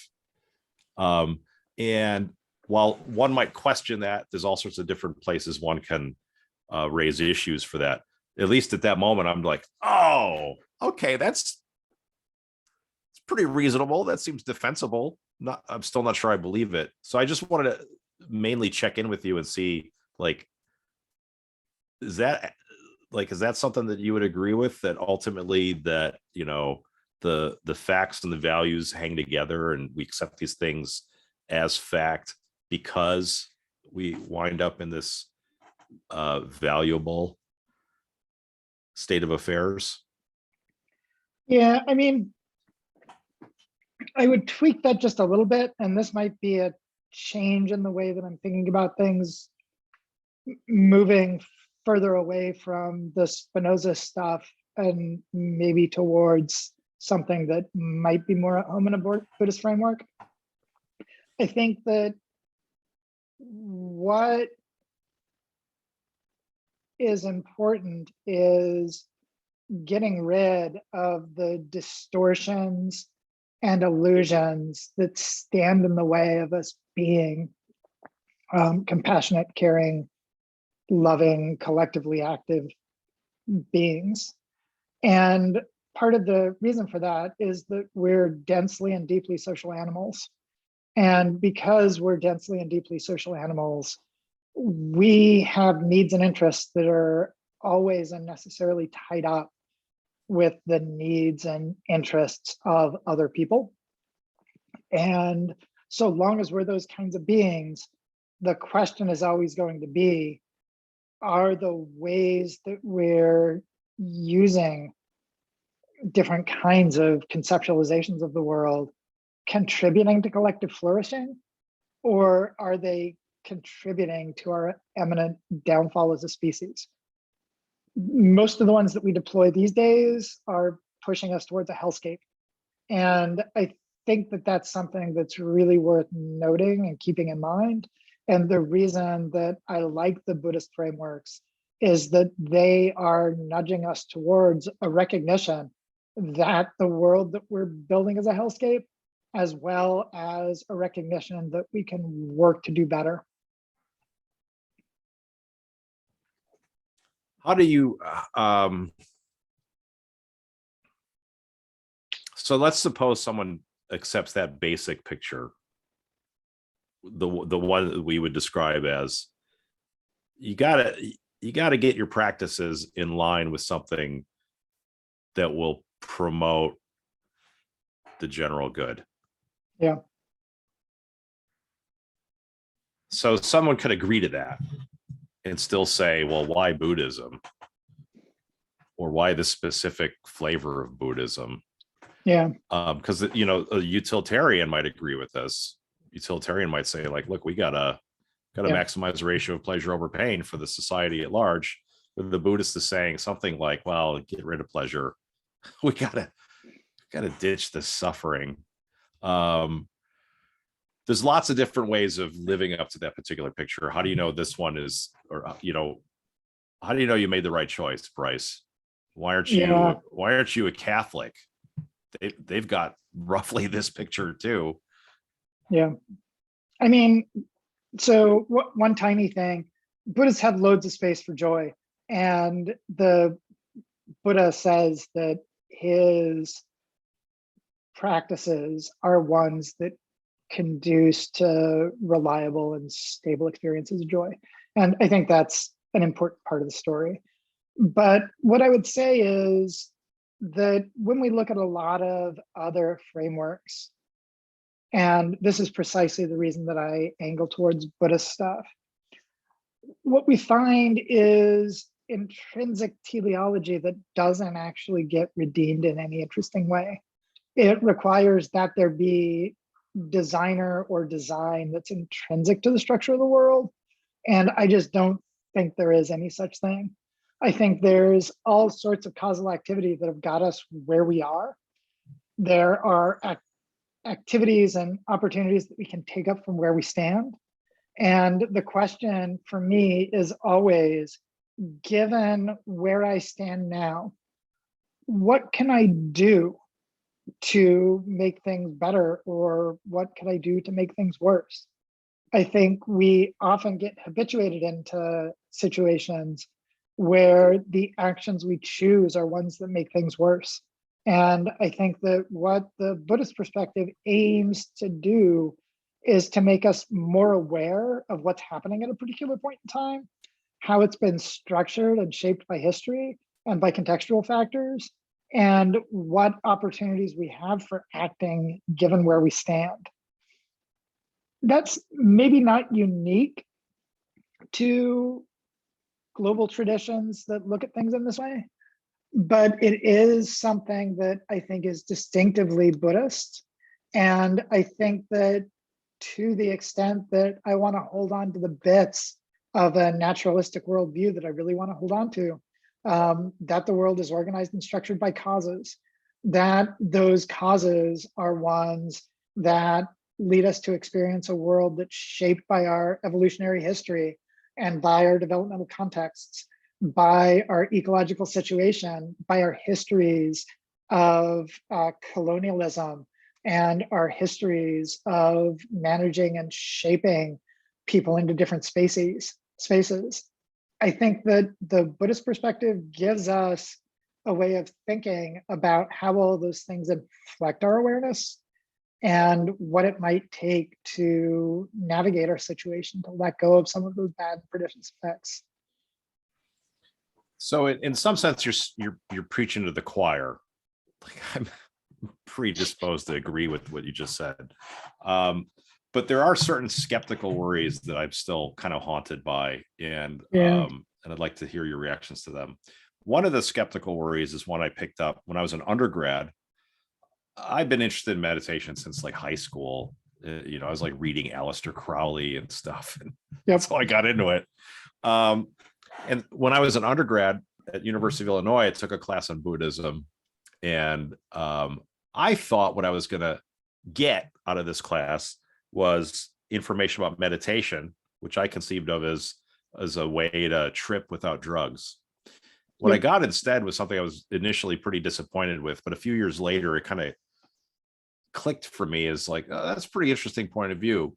And the point of view expressed by this professor, who I cannot figure out who it was. Like, this is early 90s. I don't have any old notebooks. I don't know who this professor was, but the way he taught the class was as the history of Buddhism as a kind of literature that grew out of certain moments in India, China, other areas, histories in which you had a middle class emerge. Mm-hmm.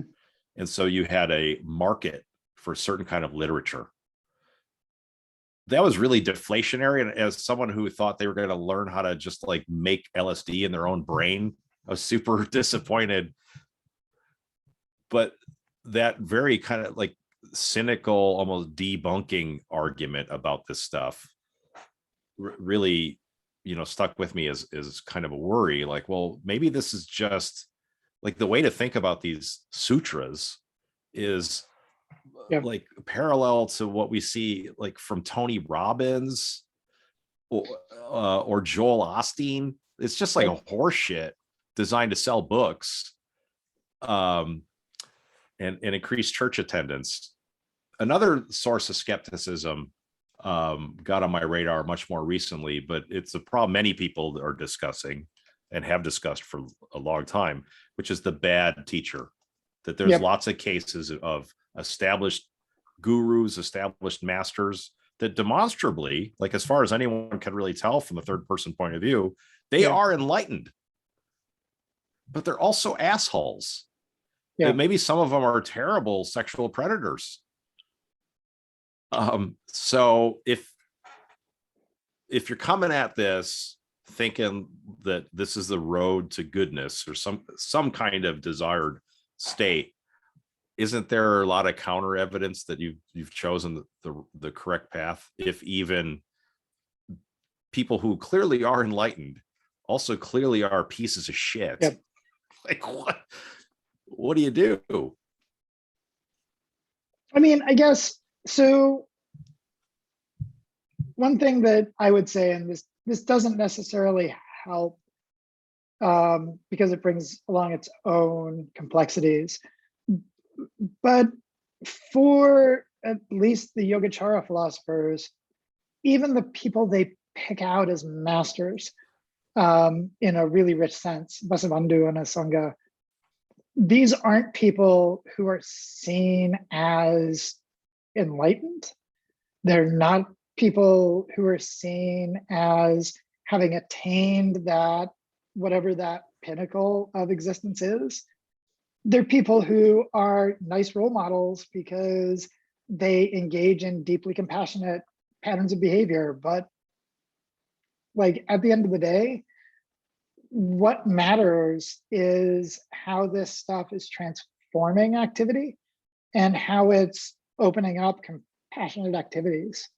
And I think the thing that I would say is that there's absolutely no necessary connection between taking up a Buddhist orientation and getting at the truth. I think that to the extent that you engage in some of these kinds of discussion and some of these kinds of practices, you can start to get glimpses of why parts of them make sense. And you can start to use them with the aim of trying to cultivate and transform your awareness. Sometimes it's going to be super useful to, for example, grab a book on Stoicism that's to your left because it offers some important insights that aren't present in the Buddhist tradition. Sometimes it's going to make sense to look to some of the cultivational stuff that Spinoza is talking about because it's not stuff that's actually being showing up in that historical tradition. But for me, the main idea is that this kind of approach sees philosophy as a practice of cultivating a way of living and being in the world. And that's something that I think has been a rich and important aspect of lots of philosophical traditions, but it's fallen out of favor, maybe coming back a little bit. But you read the ancient Stoics, you read the ancient Epicureans, they're doing lifecraft stuff in exactly the same way. And they see that just having a propositional understanding of the world isn't worth much of a thing at all if you can't embody that and live it. And Yeah. when we talk about those folks who are doing really awful things and being really awful people, I think the thing to notice is that they might have high level knowledge and high level understanding, but if they're not embodying it, they aren't actually the people that they claim to be.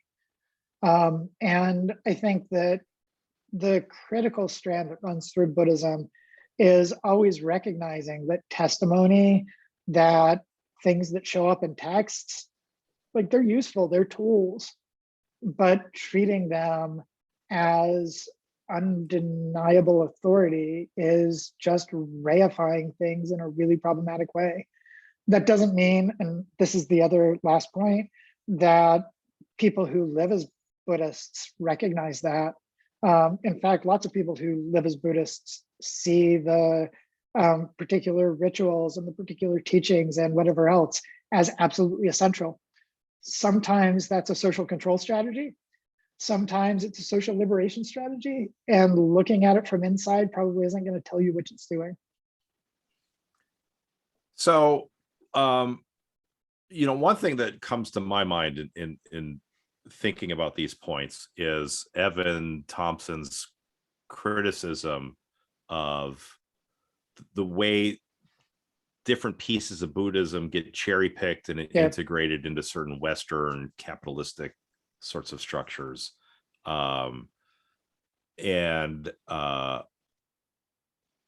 Which, you know,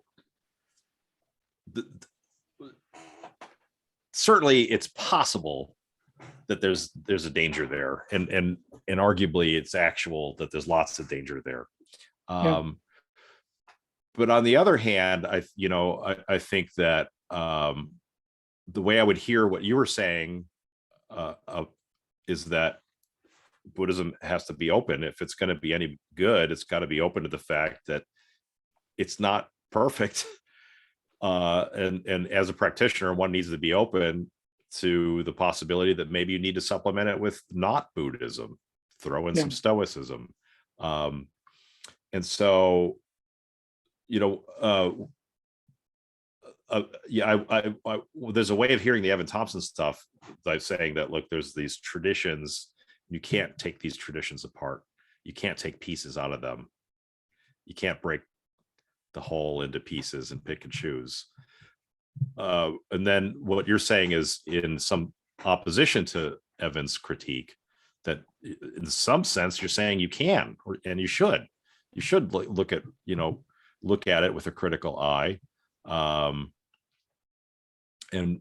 we didn't specifically mention stuff about the dark side of meditation, which is a slightly different problem than the problem of the bad teachers, the teachers who do bad things. But there's this very interesting issue about, like, so if you're practicing meditation in a certain way, do you end up with a relationship to your emotions that's actually not desirable? You become detached in ways that you now feel like you're less alive or less socially engaged. So I wonder if you could say some things about whether you worry that you're now open to the Evan Thompson type critique, that you are participating in this Western picking and choosing project, or whether you're doing something worth doing. So I want to be super clear here that I'm not saying we should strip all of this stuff of its history and strip it of its contextual phenomena. When I say that we need something that's more cosmopolitan in its orientation, given our current situation in the world, I take it that bit of the story is, in many respects, a similar sort of thing to the thing that Thompson's pointing to at the end of Why I'm Not a Buddhist. On the other side, and this will maybe help to make it clear, I think that when we think about the so-called dark side of meditation, one of the things that we see is that part of what leads people into bad meditative states, states that yield experiences that look a lot like depersonalization and derealization, states that can sometimes drift over into psychoses, but in any case, states that are deeply socially uncomfortable. One of the things that gets clear is that the kinds of people who navigate those negative experiences well are people who are embedded in a practice community where they've got support from other people who have gone through those kinds of things, and where they've got structures and organization that allow them to, in a rich sense, de-essentialize those negative experiences and supplement them with forward-looking and positive sorts of attitudes. And so one of the things that I always highlight when I give talks on meditation type stuff is that it's not, at least within the Yogacara tradition, ever a story about just breaking things down. It's always a story about breaking down and building up. And the cultivation of those attitudes of bodhicitta, the cultivation of forms of selflessness in the ethical sense, and the cultivation of the immeasurable states, the Brahma Viharas, loving kindness, care, sympathetic joy, and equanimity is always operating alongside and in parallel to those letting goes of things. And that, I think, is the reason why we need to really, when we're talking about enacting selflessness, keep in view both dimensions, both the recognition that I'm not an essentially existing thing and the orientation that builds that practical orientation of compassion and care and concern and all of that other stuff. And if you're not doing both things at the same time, you're probably going to push yourself into situations that are detached. And those forms of detachment, because they're not being supplemented with other orientations, can be really distressing. And if you're not part of a community that can help you navigate that distress, it's probably going to get a whole lot worse. And if you're just some dude who's like, well, I'm going to go do a 10-day Vipassana retreat, never done any meditating before, I'm just going to go sit there and see what happens. And you end up in a weird, deeply uncomfortable state on the other side, it's probably not too surprising. I mean, when I've done meditation retreats, I've definitely had experiences that pushed me into weird spaces. And it was only by having the corresponding skills for de-reifying some of those weird experiences, for recognizing that this is just a weird thing that my embodied brain is producing, that I was able to swim through that in a productive way. Because you could easily slip into some of those experiences being pervasive and ugly and not things that you want to sit in. Absolutely fascinating stuff. So we're down to our last few minutes. Is there anything from the that you foresee for the NeuroYogacara project that we haven't touched on in some way today? Is there like a big chunk that we didn't get into at all? I feel like we've hit a lot of it. The bit that I think is really important, and we came at it in a couple of ways, but I just want to highlight, is that I think the picture inverts the kind of story that the folks who get called an activist or that take an active perspectives tend to highlight. So I tend to think of this as a story about how experience is enacted, and it's enacted by all sorts of causes and conditions. Some of them are physiological, but some of them are facts about your ecology, facts about the history of colonialism and domination. And all of that stuff is constantly bringing us into the kind of awareness that we have at any point in time. And our activity is a little modulator on the end of that. It's a way of trying to nudge things around in better directions and to accumulate better strategies for acting so that future encounters look a little bit different. But much of what's going on here is not under the control of an autonomous organism. It's a world of experience that's been built up and organized by sedimented layers of reality and by what the Buddhists frame as karma. Karma is, within this kind of picture, the effects of intentional actions. And the thing that I highlight is that it's not just my intentional actions that I habituate in accordance with. It's the intentional actions of the people who built my environment, the intentional actions of the people who settled this space, of the ways that they've organized my encounters with the world.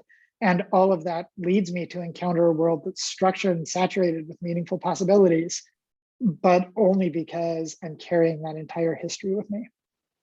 So if we're plugging this into 4E cognition, you care more about embedded and extended stuff than inactive and embodied stuff. But my take on the embodied stuff is physiological regulation.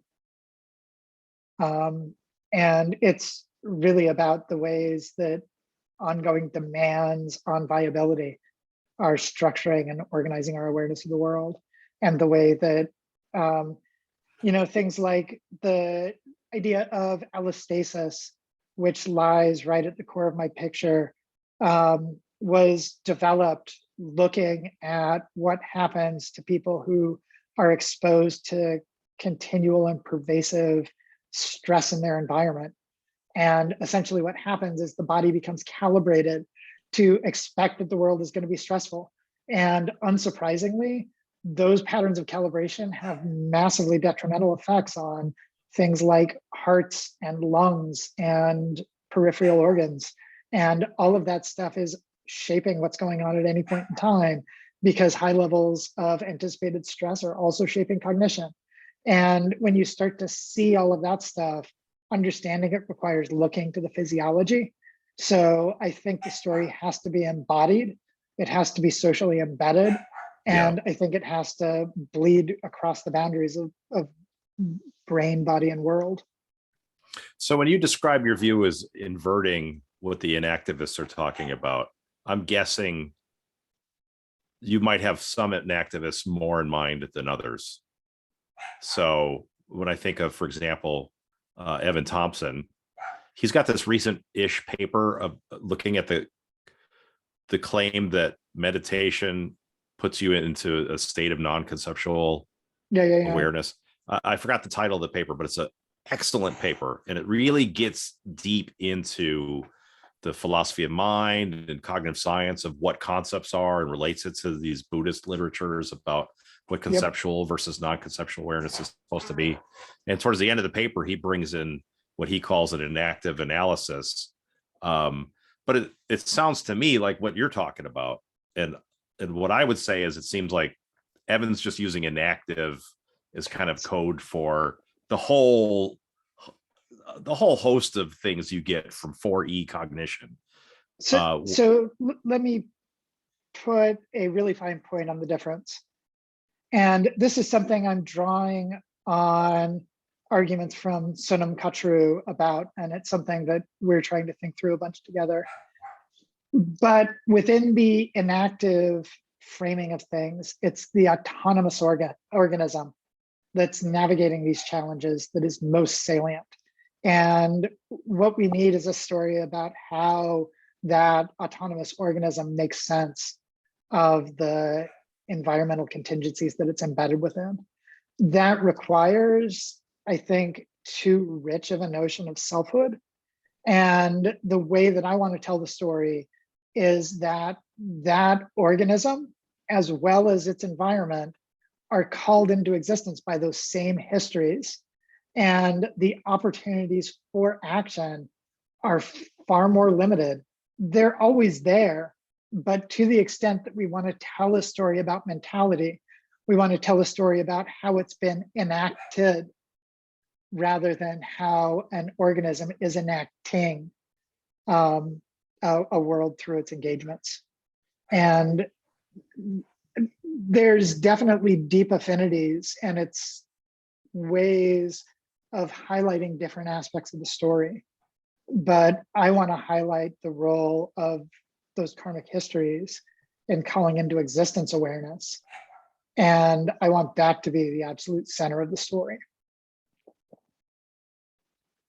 where it's not just my intentional actions, which I think the inactivist framing takes on easily, but the intentional actions of my ancestors and the people I'm not even related to that built my world, and those patterns of colonization and oppression, all of which structure this space. Super, super deep stuff. I can't believe we burned up 3 hours. I Feels can't like either. 3 minutes. I could definitely talk to you about this stuff for many, many, many, many hours. Hopefully we do.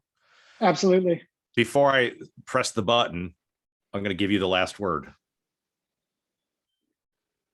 I don't know if I have a last word. I mean, I guess the main thing that I want to say is that reading more deeply into our history and the complexities of our history is something that's always worth doing, and it always reveals really intriguing possibilities. And what you'll find is often unclear until you do it. That's an excellent last word. So don't go away. I want to, say goodbye to you off the air, but thanks for an awesome discussion. That was really super cool. Yeah, and thanks for having me. This was super fun. I had a blast. All right. Okay, so I'm gonna press the button.